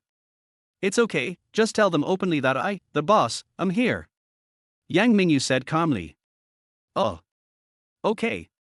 Manager Ju had no choice but to get back in the car and drove all their way to the entrance of the project department before getting out and saying loudly, "Fellow villagers, please be quiet. Our Seahai Group's boss, Ms. Yang, is here and she wants to say a few words to everyone. Mr. Ju, I don't care what you are doing. If your people don't leave Lejir village before dark, we will use force to drive them out.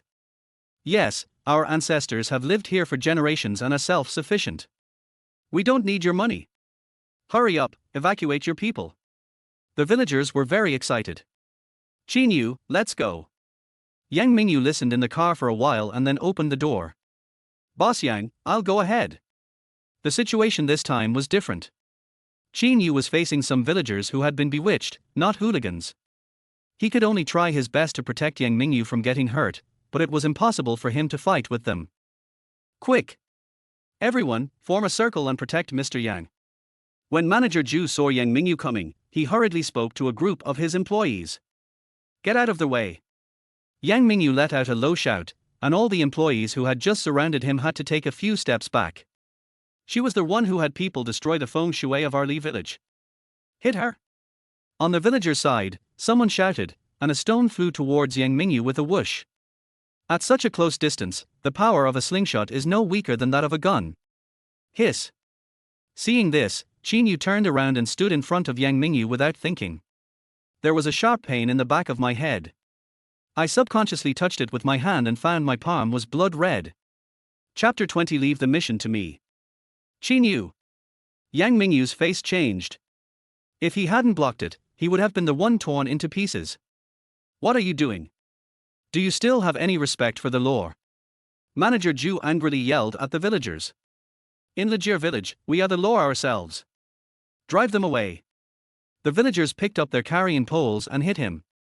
Bang! If Manager Ju hadn't been wearing a safety helmet, he would have definitely been bleeding from the head. "Boss Yang, get in the car first." Qin Yu grabbed Yang Mingyu's arm and pulled her away regardless of whether she was willing or not. Whoosh! People in the crowd kept shooting arrows with slingshots, and several employees were hit to varying degrees. "Hurry, get in the car." When Manager Ju saw Qin Yu escorting Yang Mingyu into the car, he also called on his men to get in as well. He followed Qin Yu's car in a panic and left Lejir village. The convoy stopped only when it reached the outside of the canyon. Manager Ju trotted to Yang Mingyu's car window and asked with a worried look on his face, "Boss Yang, what should we do now?" "Let's go to the town first. Once we start fighting with the villagers, we will fall into their trap.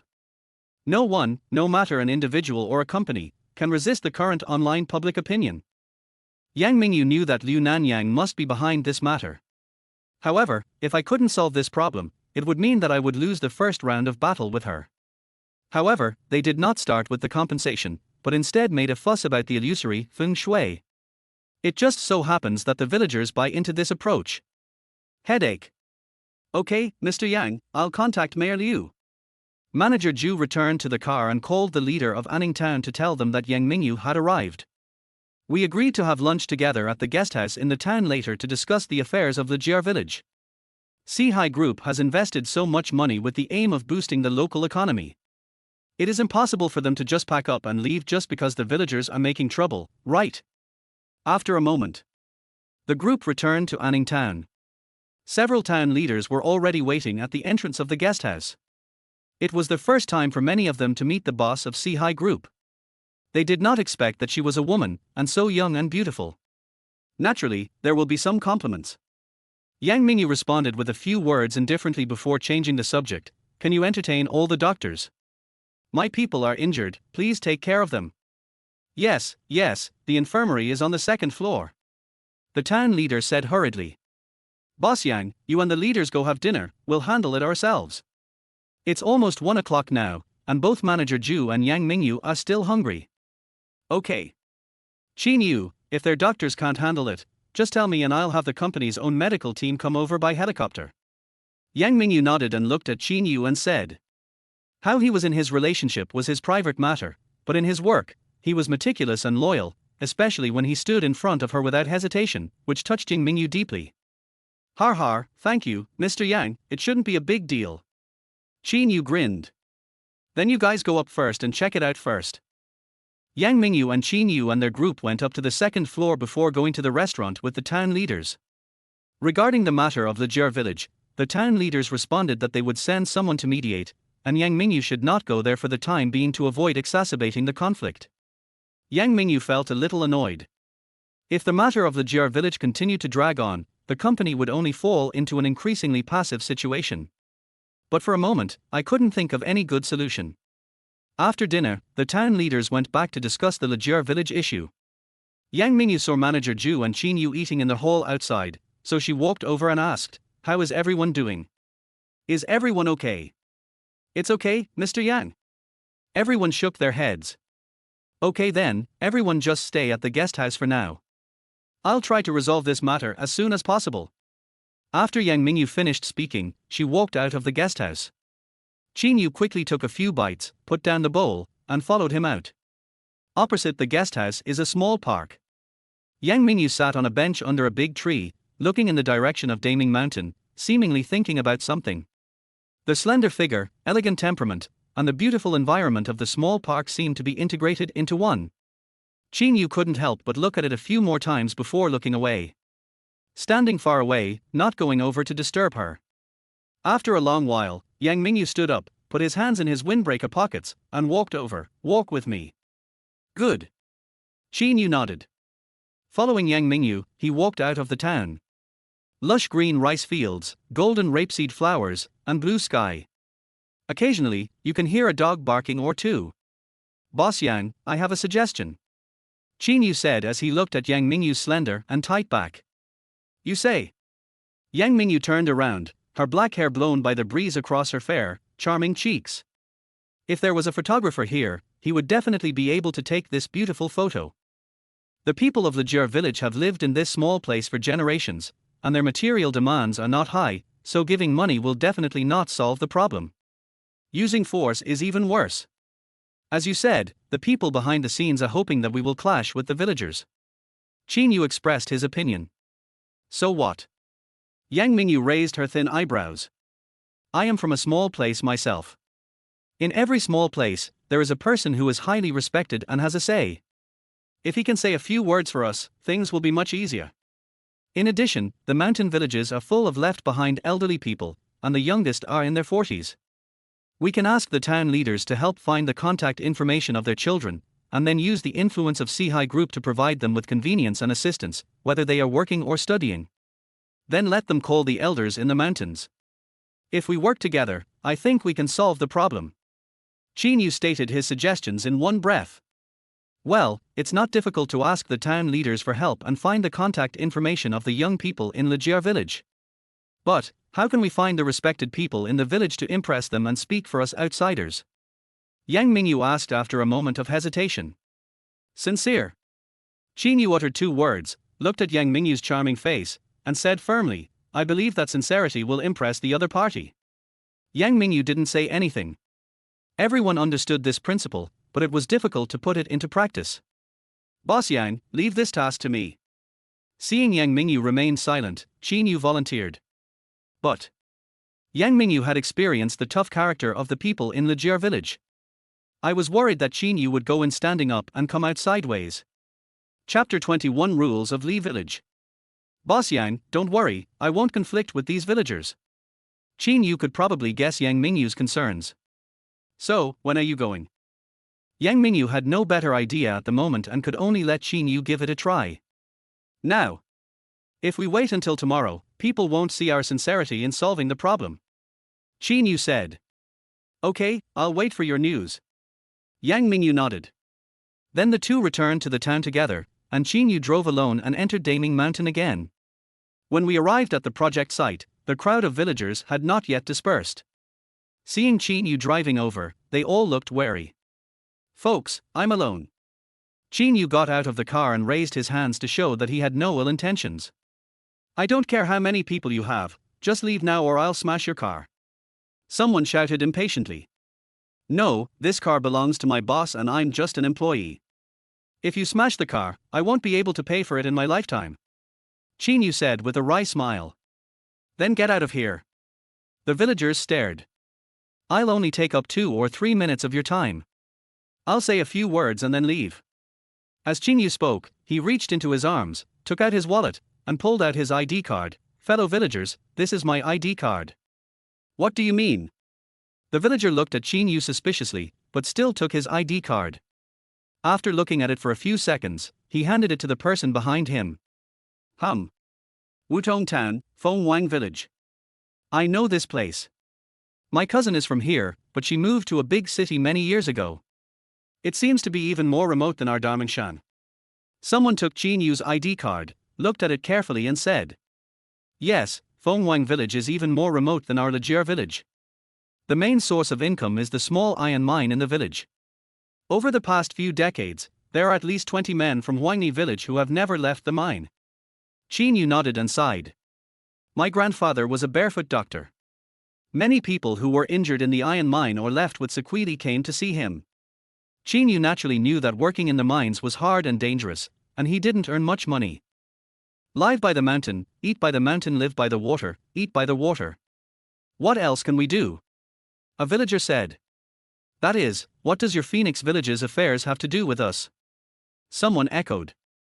Har har, I just want to tell you that I am a rural native like you.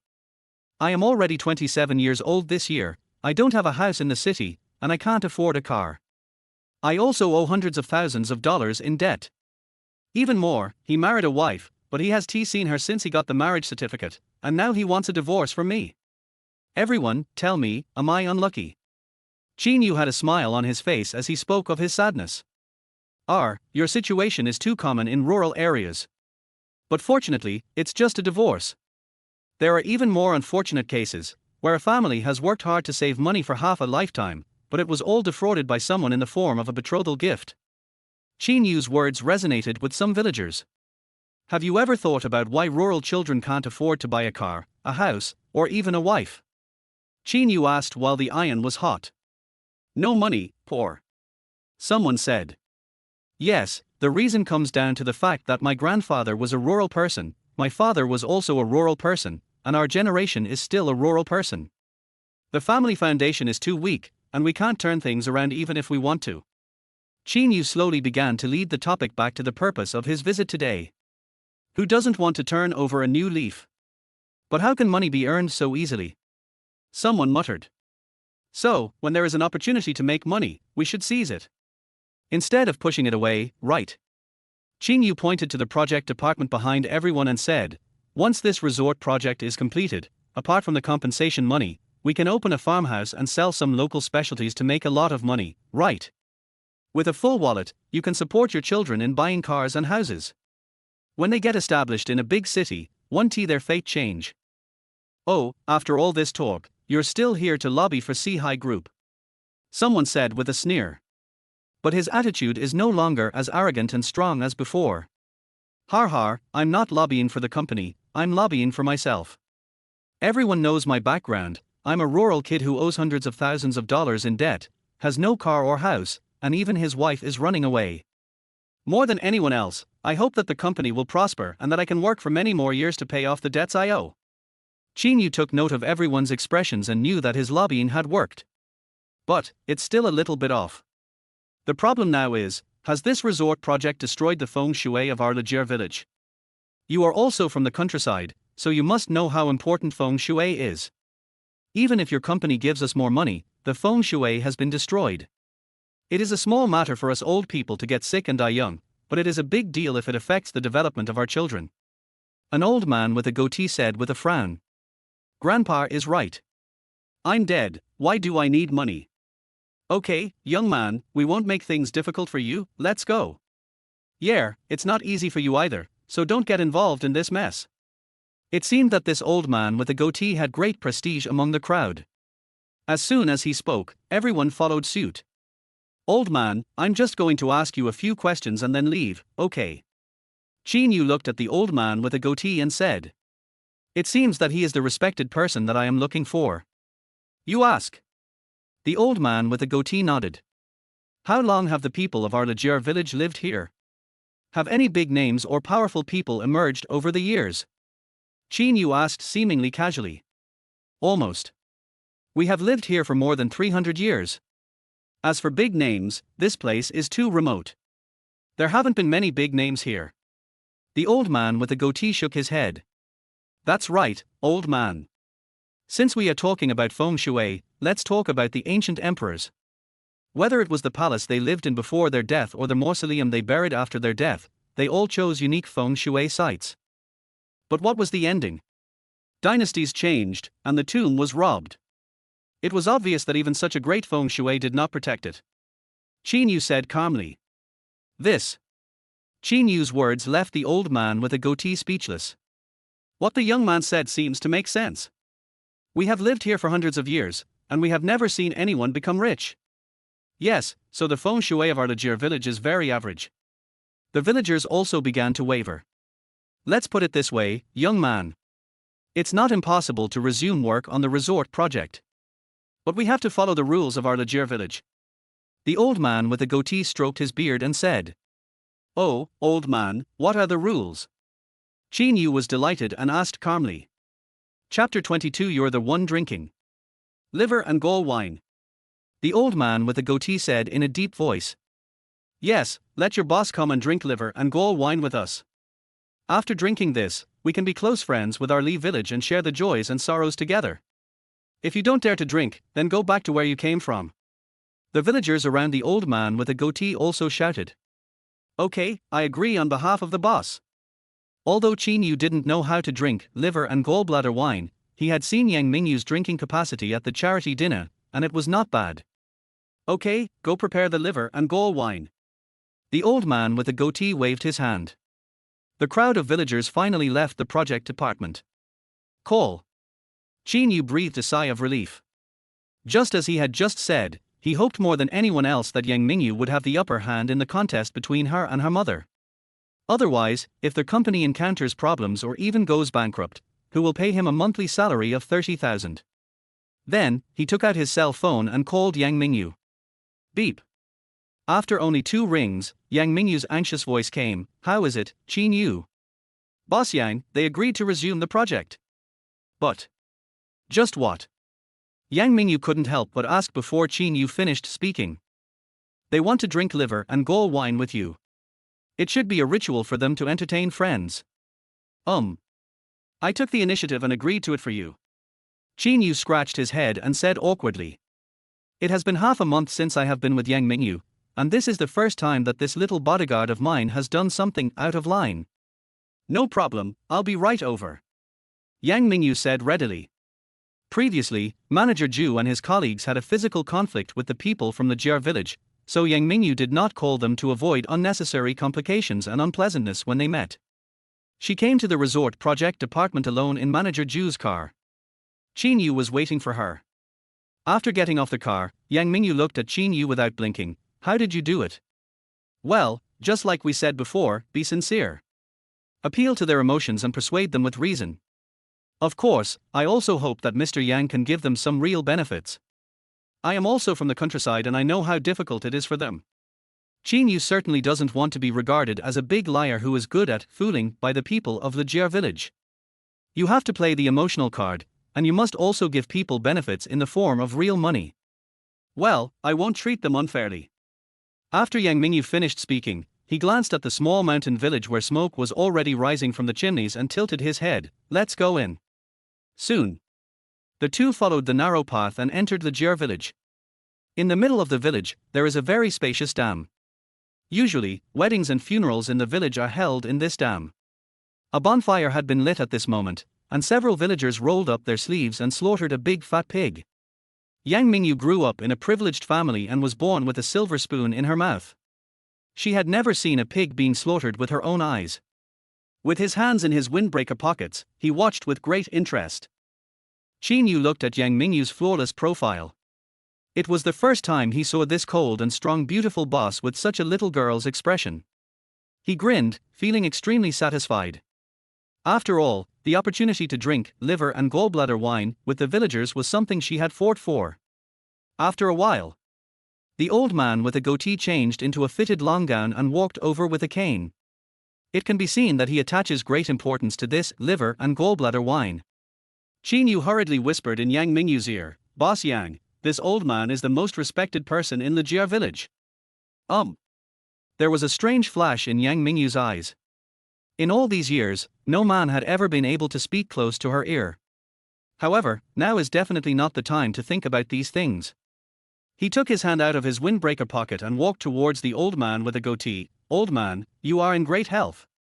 I never thought that the boss of such a big company would be a pretty little girl like you. In fact, Yang Mingyu is not young anymore, she is 27 or 28 years old. In the countryside, children should be old enough to help with cooking. However, in front of the goateed old man in his 80s, she was indeed just a little girl.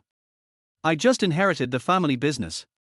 The company was founded by my grandfather. Yang Mingyu said in a low-key manner. It seems that what the young man said is right. Grandpa runs a company, and the granddaughter is also a boss. Grandpa is a farmer, and the grandson is also a farmer. Little girl, drink liver and gall wine tonight, and resume work on your resort project. The old man with a goatee sighed. Thank you for your understanding and support. So, for the land compensation, I will give you double the price we agreed on before. In addition, if you want to change to a small building, I will build one for each family.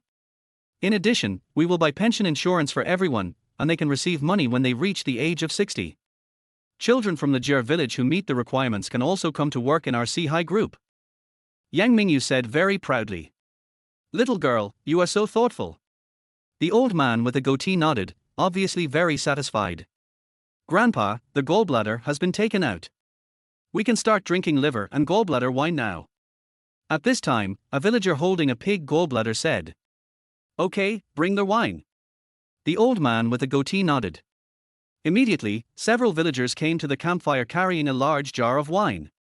After setting the bowl, he pierced the gallbladder with a knife and dripped the black bile into the wine. This is liver and gallbladder wine. Yang Mingyu's eyelids twitched slightly when he saw this. Not to mention the bitter taste of bile, which most people can't drink. What's more terrifying is that bile has not undergone any processing or treatment. Isn't it too unhygienic? She is a person with misophobia. Old man, our boss rarely drinks alcohol.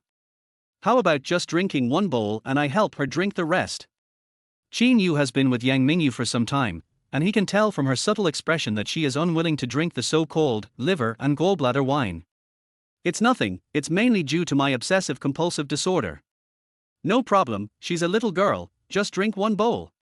The old man with a goatee pointed at a dozen bowls of wine and said, drink the rest. Har har, okay. Qin Yu smiled and nodded. Little girl, you are the guest, please go first. The old man with a goatee made a gesture of invitation. Then I'll drink first as a sign of respect. Yang Mingyu took a look at the wine, which had changed color. There were probably 3 or 4 glasses of it in a bowl. After picking it up, he took a deep breath, then tilted his head back and drank it. Ahem. The strange bitter taste made Yang Mingyu start coughing immediately. Little girl, eat some fruit shunshun. The old man with a goatee had someone send them the wild peaches they had picked themselves. Old man, I'll drink first as a sign of respect. Qin Yu followed Yang Mingyu's example, picked up a bowl of wine and drank it in one gulp. 9 bowls, almost 3 pounds. When he finished the last bowl, Qin Yu felt as if the whole village was spinning. Good. You are the first person to drink the liver and gall wine. The villagers all applauded Qin Yu. How are you okay? Seeing Qin Yu staggering and almost unable to stand, Yang Mingyu hurriedly supported him. Chapter 23 Car out of control. No. It's okay. Qin Yu said with his tongue sticking out. Although he would be extremely drunk tonight, he felt it was worth it after all. He helped the beautiful boss solve such a difficult problem. Then sit down for a while. Yang Mingyu helped Qin Yu sit on the stool, and then peeled 2 wild peaches for him and handed them to him to relax. If there was someone here who was familiar with Yang Mingyu, he would definitely be shocked. If an ordinary man gets within 3 steps of her, she will reject him and become hostile to him. It is even more impossible to take care of a man like a little woman. How's it going, young man? Are you all right? After drinking this cup of wine, we will be real friends from now on. The old man with a goatee looked at Qin Yu and asked. Yes, I can drink it. Having already taken 99 steps, Qin Yu would definitely not let down at the last step. According to the custom of the Jir village, the host hands the guest a bowl of wine, and then the guest hands the host a bowl of wine. The host and the guest drink it at the same time to show their sincerity. Okay, everyone from Li village, let's raise our glasses together. The old man with a goatee and Qin Yu exchanged wine bowls and raised them high. Drink. Dozens of people drinking together was a shocking scene. Gurgle. Qin Yu gritted his teeth and drank it in one gulp. Slow down. Yang Mingyu was somewhat moved, and couldn't even understand why Qin Yu, the bodyguard, worked so hard. Could it be that it was just for the tens of thousands of yuan monthly salary that I gave him? Or is that just his personality? Generous, righteous, and putting the company's affairs first. Yang Mingyu glanced sideways, feeling that she couldn't quite see through the man next to her. Logically speaking, a man like him shouldn't do anything to betray his wife, right?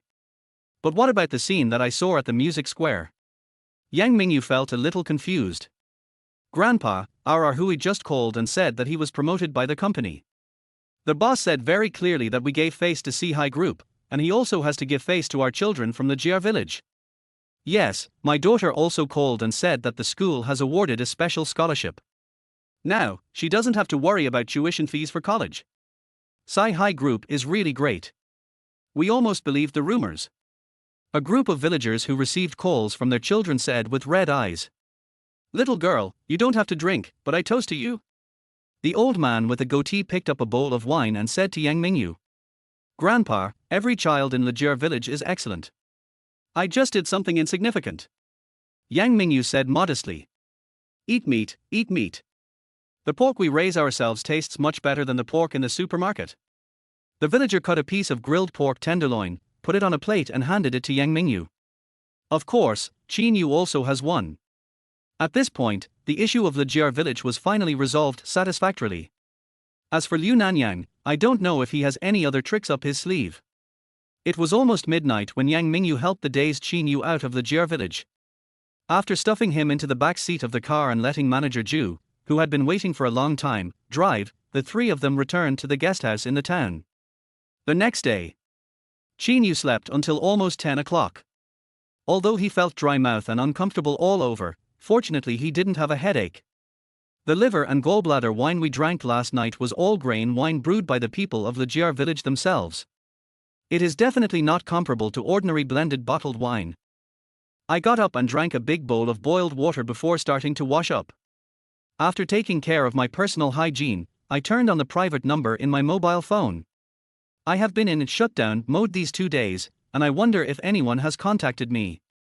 Are you there, Mr. Qin? Can you see the message? Why is your phone turned off? You have to be honest. Didn't you agree to a divorce? Where is the person? What do you mean? I called you more than 10 times, but I couldn't get through. You are not a good person. Your wife has no feelings for you, but you are refusing to divorce her. This is not what a man should do. We are all adults now. Don't you know that a forced melon will not be sweet?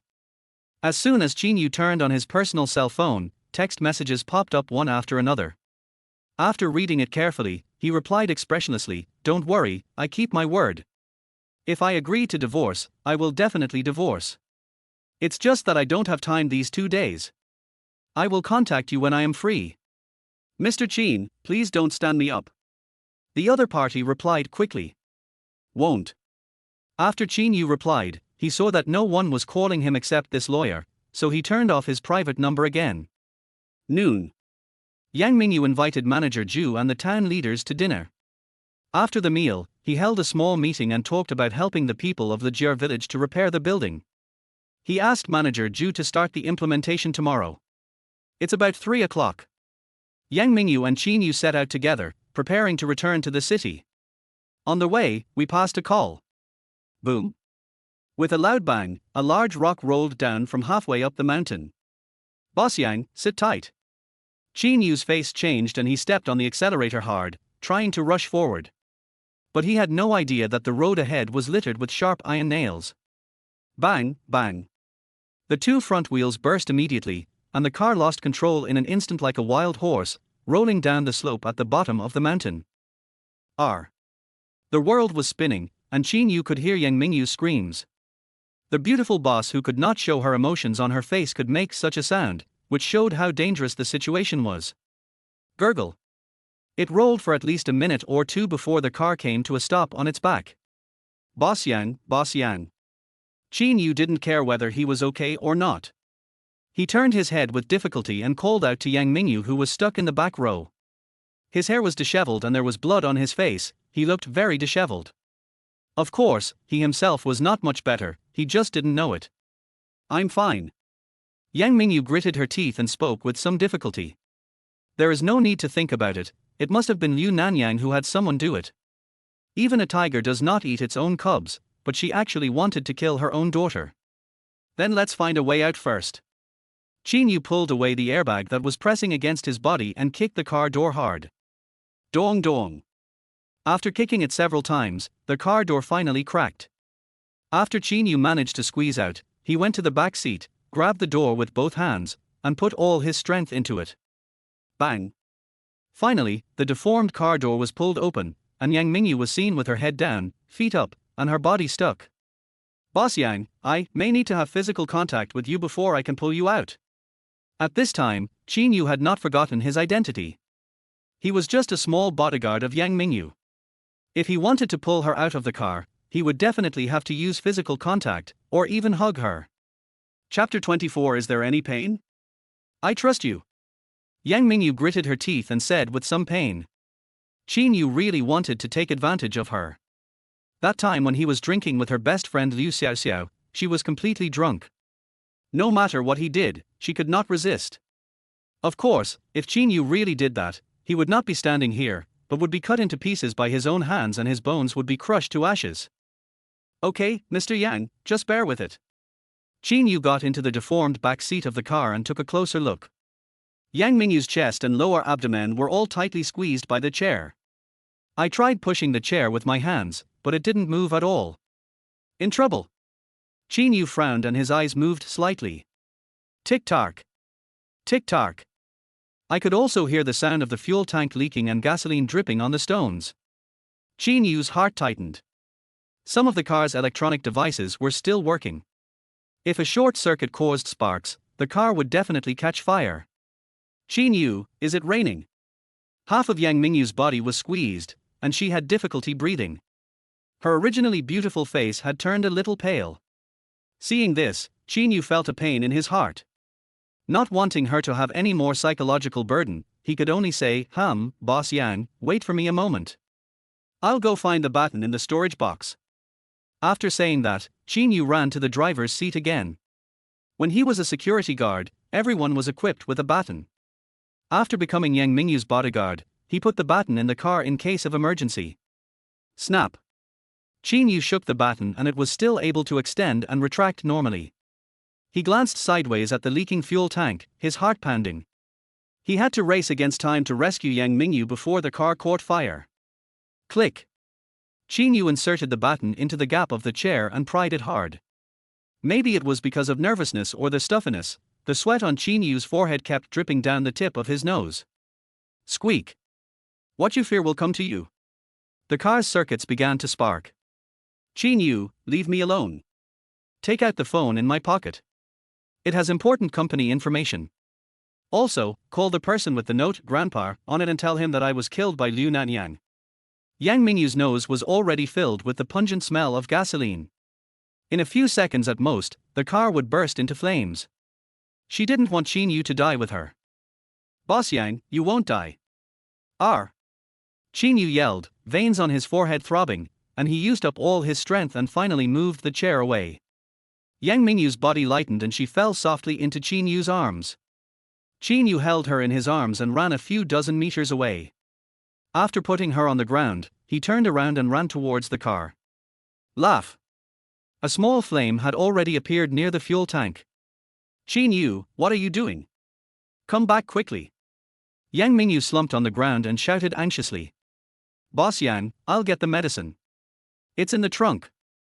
There's some hemostatic and disinfectant in there. Otherwise, we'll all die. Fortunately, Qin Yu bought a lot of necessary medicines before leaving, which came in handy at this time. Then you better be careful.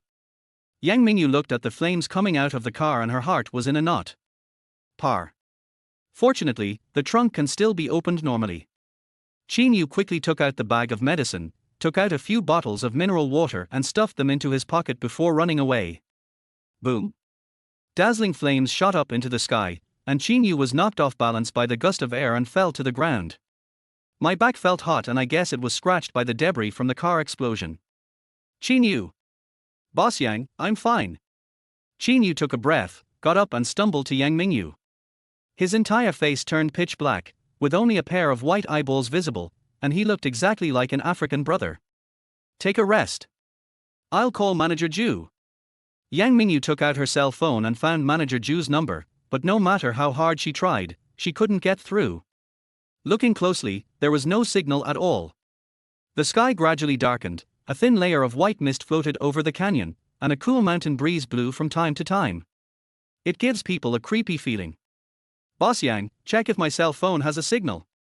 Qin Yu took out his cell phone and tried to contact the outside world using 2 numbers, but still couldn't get through.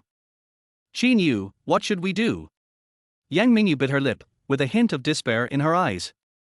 Both of them were injured, and there was a steep cliff above their heads. They would most likely be trapped to death here. Boss Yang, I have been a scout for 5 years. Survival in the wild is a piece of cake for me. Don't worry, I will definitely get you away. Qin Yu comforted Yang Mingyu. Whether as a bodyguard or a man, you must take all responsibilities at this time. Yang Mingyu nodded slightly. Well, let's make a fire. In the mountains, the temperature difference between morning and night is huge. In this situation, we must conserve enough energy and must not catch a cold. Qin Yu said. Good. Yang Mingyu usually doesn't do housework and can't even cook, so how could she have any experience in surviving in the wild? Naturally, she just did whatever Qin Yu said. Soon. Qin Yu first used dry branches and the scattered flames after the car explosion to start a fire. He searched nearby for some sharp branches, dug holes with a baton, and made a few simple traps. I don't know how long it will take before I can leave, so I have to find a way to get some wild game to fill my stomach. After doing all this, Qin Yu returned to Yang Mingyu and asked, Boss Yang, are you feeling unwell? Heh, I feel like I'm not feeling well anywhere, but I can't really tell where it is. Yang Mingyu smiled bitterly. Then, I'll check you out. Qin Yu took a look and saw Yang Mingyu, whose professional attire was like a strip of cloth, and the exposed skin had scars of varying degrees. Okay. Yang Mingyu nodded. Mr. Yang, first I'll check your joints, including your ankles, knees, arms, and the top of your head. I'll press gently, and tell me if you feel any discomfort. It's possible that you've broken a bone or dislocated it, but your body is numb, so you can't feel the pain. Qin Yu said very professionally. Then I'll start. Qin Yu took off Yang Mingyu's leather shoes, lifted up her small feet wearing boat socks, and began to examine her from bottom to top. Fortunately, there were no fractures or dislocations. I should be fine. Just take care of yourself. Yang Mingyu couldn't tell what she felt. Although Qin Yu was helping her check, it was almost the same, pressing all over her body. When I thought about the fact that there are male gynecologists now, my chaotic mood calmed down. Well, I'm not seriously injured. They are just superficial wounds.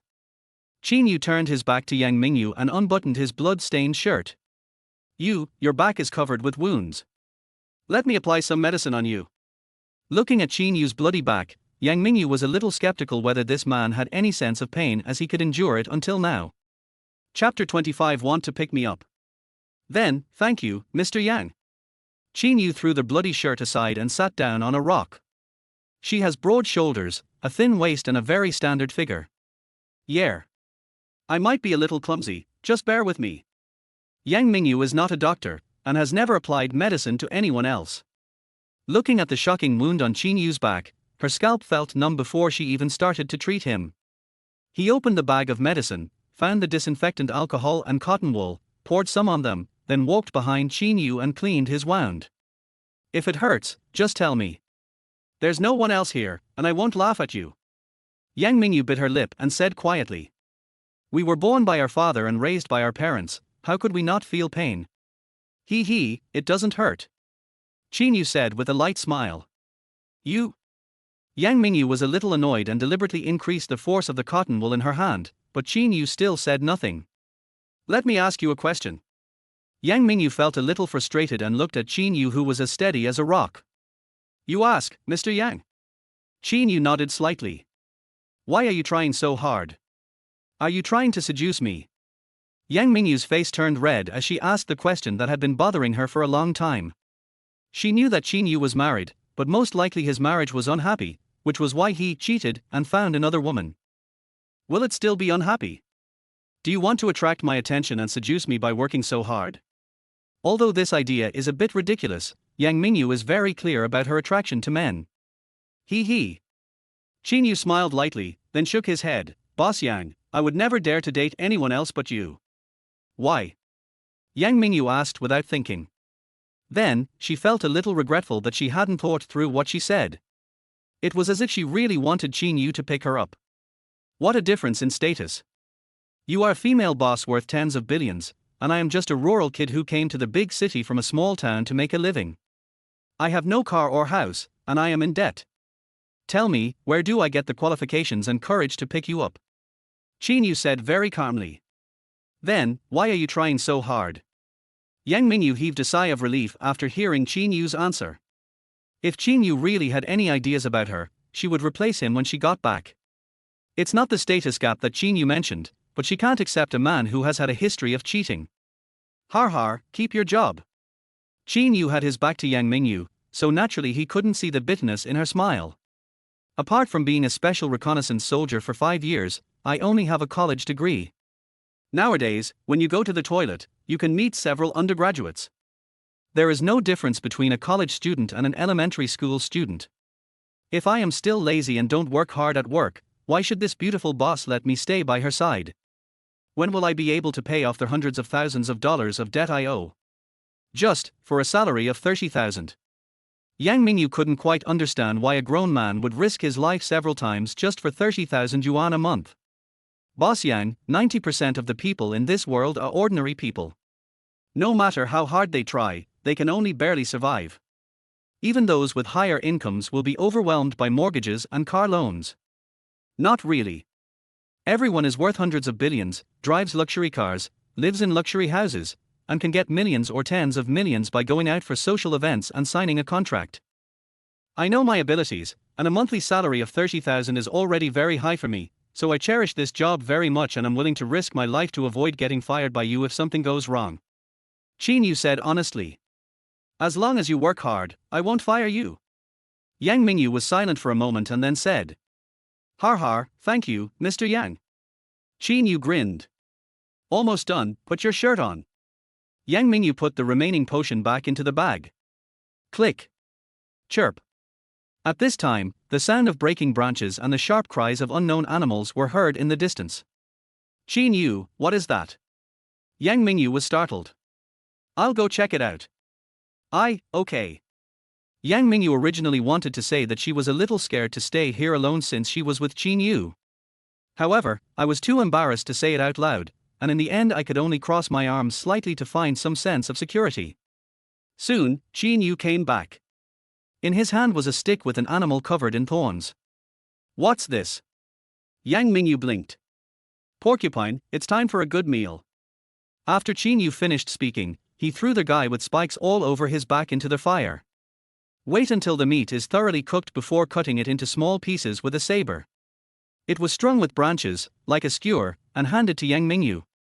Is this edible? Yang Mingyu held the skewers, a little uncertain. Yes, but it tastes a bit strong. There's nothing I can do about it. There's no seasoning. Qin Yu nodded. I also cut a large piece for myself and ate it with my hands. Millimeter, it smells so good. Oh. Seeing Qin Yu eating with relish and seeming to enjoy the food, Yang Mingyu carefully put it to her mouth and took a small bite. It's not delicious, but it's barely acceptable.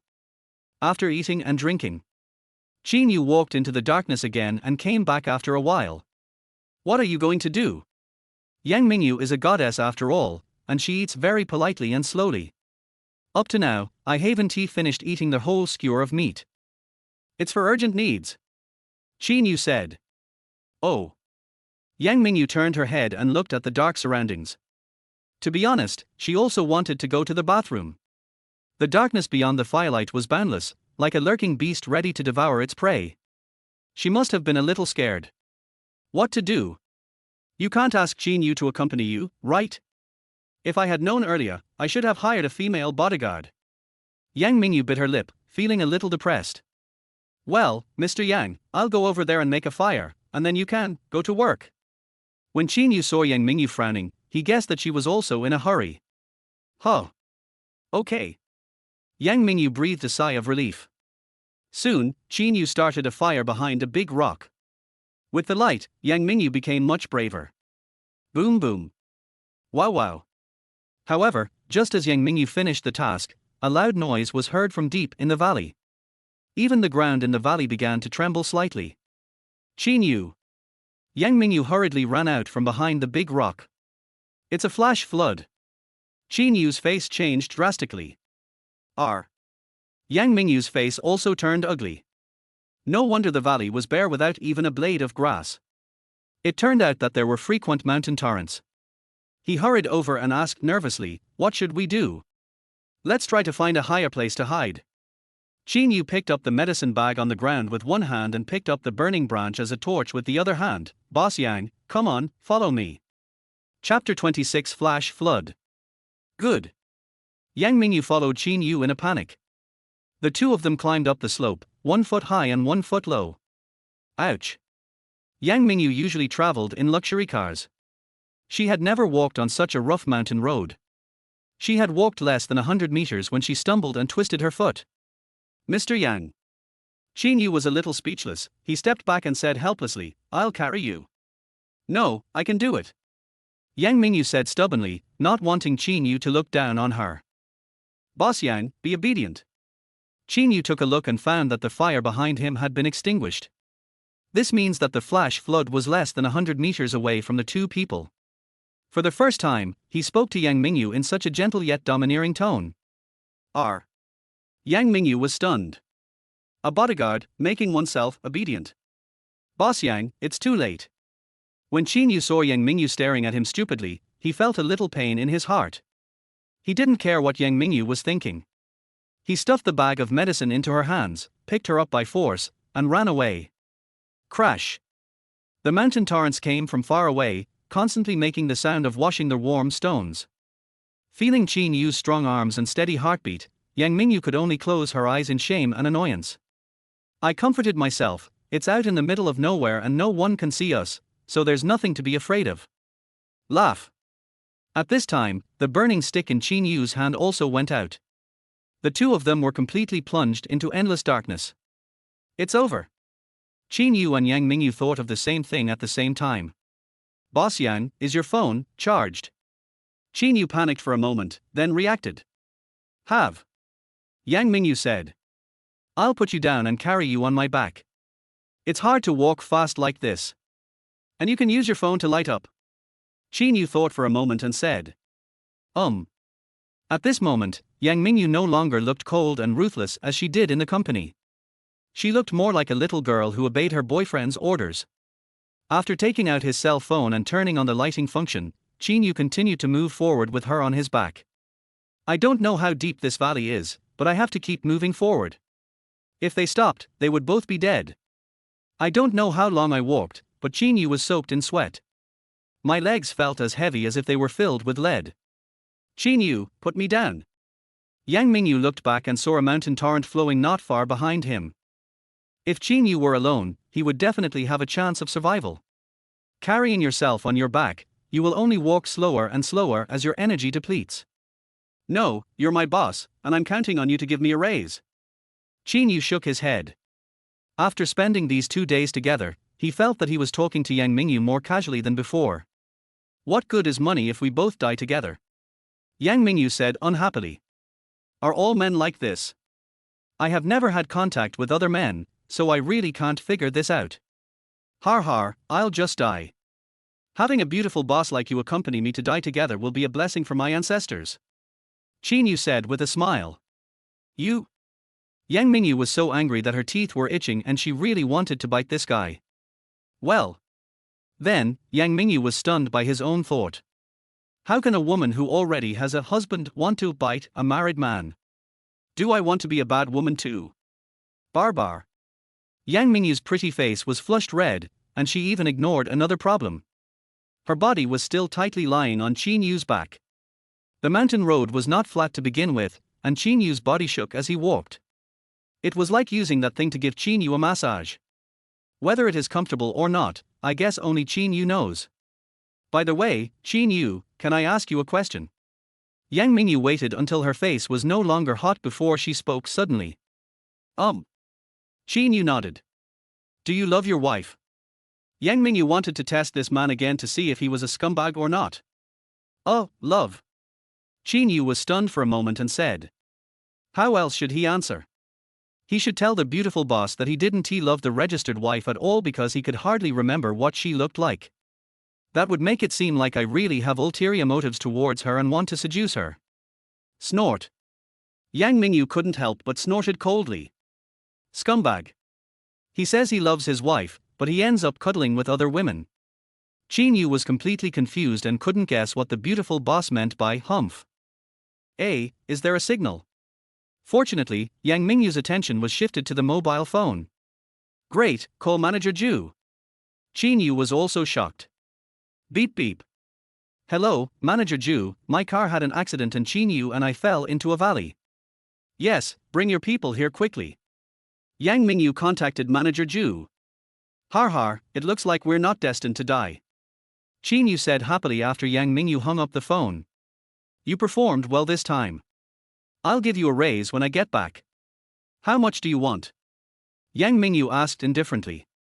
Well, why does what the beautiful boss said sound a bit off? Did I offend her at some point? Thinking of this, Qin Yu said awkwardly, 30,000 is already very high, no need to raise my salary. Snort. Yang Mingyu snorted again, concluding in her heart that this man was saying one thing and thinking another. Boom boom. However, before she could say anything insulting to Qin Yu, a loud voice came from behind her again. The flash floods are obviously more violent. Even the two of them could smell the damp earthy smell in their noses. What's even more tragic is that there is a cliff ahead, and if there is water, it should be a waterfall. But at this moment, it has become an insurmountable chasm between the two of them. Without wings, who can fly over it? Boss Yang, we can only take a gamble. Qin Yu carried Yang Mingyu on his back and climbed up a crooked dead tree halfway up the hill. It was barely big enough for one person to squat, and it was about 2 meters above the valley floor. If you are lucky, you may be able to avoid the flash floods. In a moment, Qin Yu climbed up with Yang Mingyu on his back. The mountain torrent flowed past their feet like a water dragon. And it's getting more and more violent. Mr. Yang. Above my head, I could faintly hear the voices of Manager Ju and others. Several more flashlight beams shone down. We are here. Yang Mingyu waved the light of her cell phone, not knowing whether the people above could see it. Snap. The crooked tree trembled, as if it could not bear the weight of the two people and was about to break. Boss Yang, you stay down, I'll go down. After Qin Yu finished speaking, he slid down the crooked tree and held onto the roots tightly with both hands. In this way, there will be absolutely no problem if Yang Mingyu is alone. Qin Yu, be careful. In the blink of an eye, the mountain torrent had submerged Qin Yu's lower abdomen and was still rising at a speed visible to the naked eye. Hey, Boss Yang, let me ask, if someone dies while working at our company, how much is the pension? Qin Yu asked with a grin. He was probably in great danger. Not a cent. Yang Mingyu reached out and grabbed Qin Yu's wrist, glaring at him fiercely. You are not allowed to die, I don't want to owe you anything. Chapter 27, Being Hurt Badly by a Woman. Hey, Mr. Yang, you give me money and I work hard for you, you don't owe me anything. Qin Yu raised his head and said with a silly smile. Just as he was speaking, the muddy flood had already reached his chest. Are you trying to piss me off to death? There was a mist in Yang Mingyu's eyes. It was this idiot who gave her the only chance of survival.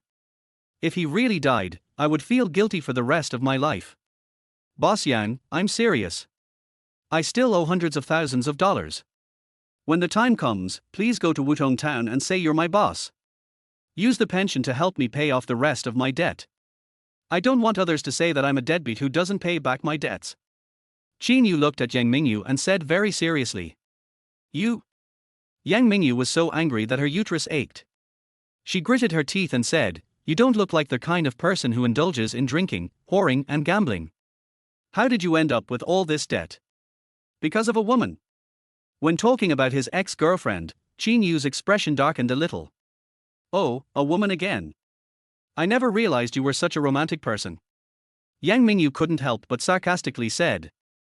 Har har, men are passionate, but they are long-lasting. Unlike you women, although you are infatuated, you are even more heartless. Since he was about to die anyway, Qin Yu was not afraid of offending the beautiful boss and said with a sneer.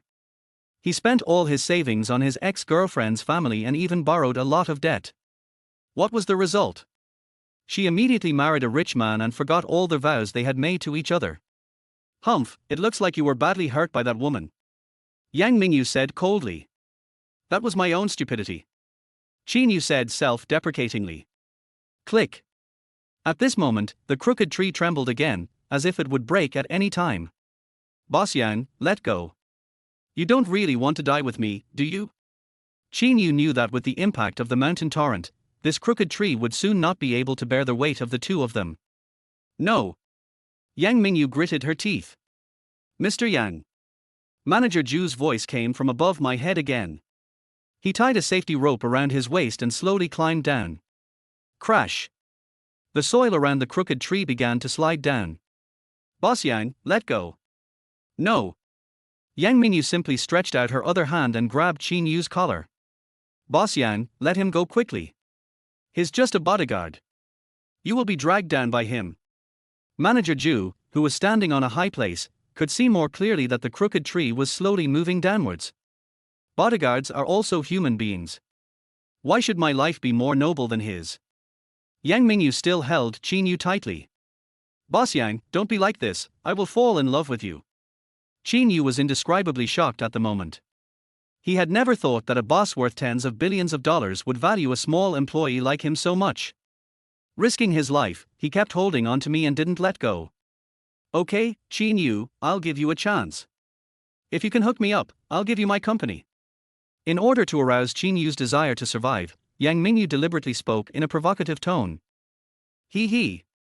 Of course Qin Yu knew that Yang Mingyu was joking. I am just a small bodyguard, how can I be worthy of a beautiful lady like Yang Mingyu? You? Yang Mingyu never thought that she would be so upset in just a few hours. Fortunately, water has buoyancy, otherwise with her physique, she would definitely not be able to hold Qin Yu, a grown man. Crash. The crooked tree is still sliding down. Boss Yang, I'm so lucky to have met a good boss like you. Remember, my hometown is in Wutong Town, Feng Wang Village. A look of determination flashed in Qin Yu's eyes, and he forcefully pried Yang Mingyu's fingers apart. How dare you? Yang Mingyu's face changed. Boss Yang, take the rope. At this critical moment, Manager Zhu threw the rope he brought down from above his head. After Yang Mingyu caught it, she wrapped it around Qin Yu's wrist without thinking. Plop. Finally, the crooked tree could not withstand the erosion of the mountain torrent and slid into it. Qin Yu was quick-witted and grabbed Yang Mingyu's arm. Har har, now the pressure is on Manager Zhu. Qin Yu said with a wry smile. Yang Mingyu was not heavy to begin with, and since they were in the water, it would be no problem for me to drag her all night. It all depended on whether Manager Zhu could help and get them both out. You are laughing. Yang Mingyu rolled her eyes. I was secretly saying in my heart, my image as a goddess has completely disappeared in front of this guy. Manager Zhu, President Yang. At this time, two more male employees slid down with ropes tied around their waists. With the combined efforts of the three people, Qin Yu and Yang Mingyu were pulled out of the water. After contacting the people above to pull the rope, they were finally rescued from the bottom of the valley without any danger. Boss Yang, come and put on your clothes. Manager Zhu was very smart. He took off his coat and handed it to Yang Mingyu. I remember it's not far ahead, it's a small county town, take Qin Yu and I to the hospital first. Also, buy 2 new mobile phones. Yang Mingyu put on her coat, thought for a moment and said. Good. Manager Zhu nodded and said to his men, this time, you two drive in front. Yes. Soon, a convoy slowly drove out of the valley, and after going down the mountain was a county town. It is much more prosperous than Anning Town. Yang Mingyu and Qin Yu were sent to the county hospital for a comprehensive examination. After making sure they were not seriously ill, they were placed in the best wards respectively and given intravenous drips to replenish their nutrition and physical strength. The next day, Manager Zhu brought Qin Yu a cell phone and new clothes, rubbing his hands and saying awkwardly, "Mr. Qin, last night I was worried about Mr. Yang's safety, so don't take what I said to him seriously." "What?" "There was water in my ears at the time, I didn't hear you, what did you say?" Qin Yu asked with a deliberately confused look on his face. "Har har, nothing, nothing." Manager Zhu waved his hands and secretly breathed a sigh of relief. "At that time, I asked Yang Mingyu to let go of Qin Yu because I was anxious. Fortunately, he didn't hear it, otherwise he would have held a grudge and said a few bad things about him in Yang Mingyu's ear, and his job as a manager would probably be over." "Then you have a good rest. I'll go see Mr. Yang." Manager Zhu closed the door and left the ward. 3 days later, Qin Yu and Yang Mingyu were basically fine, so they asked Manager Zhu to handle their discharge procedures.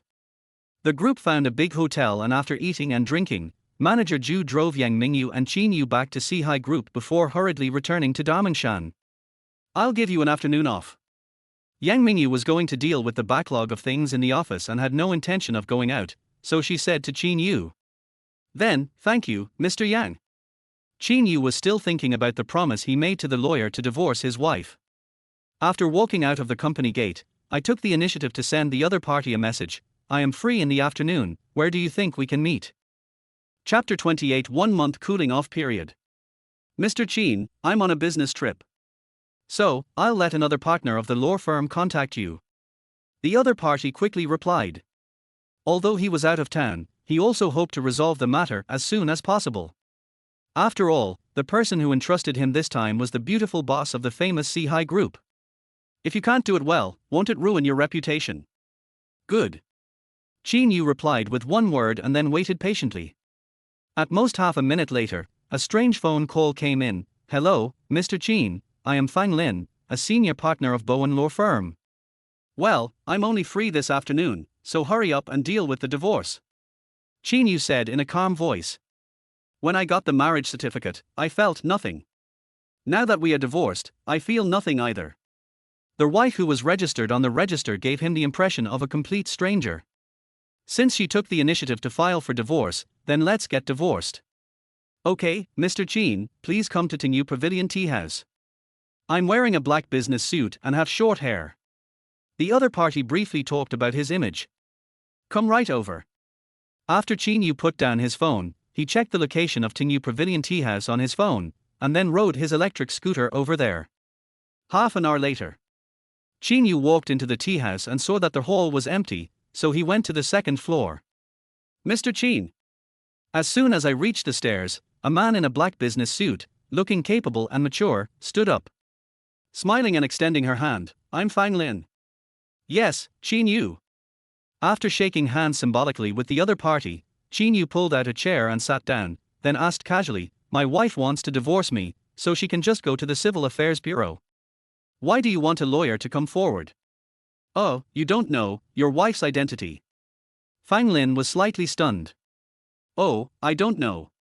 Qin Yu smiled bitterly and shook his head. "Oh, then let's skip this topic. Just take a look at the divorce agreement and sign it if you like." Fang Lin would definitely not take the initiative to reveal the identity information of her employer.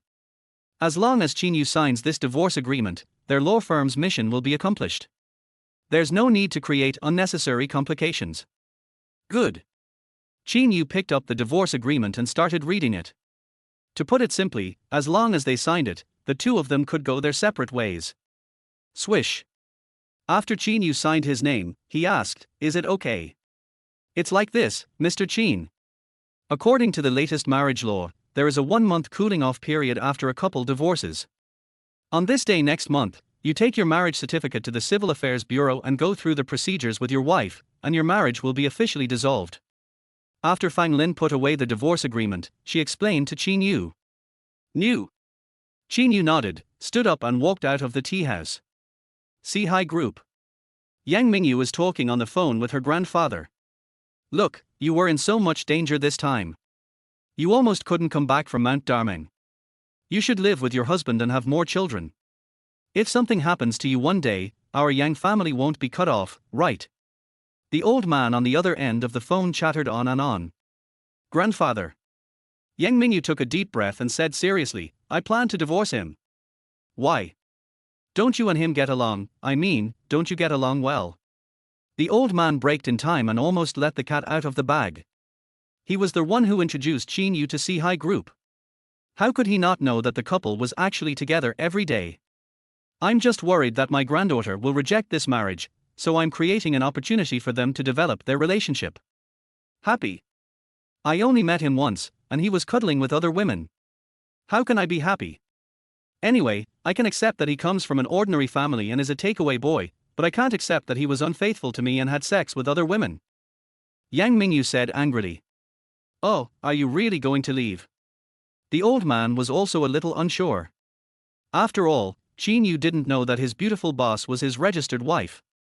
He couldn't help himself for a moment, and might have been tempted by another woman, and was caught by his own granddaughter.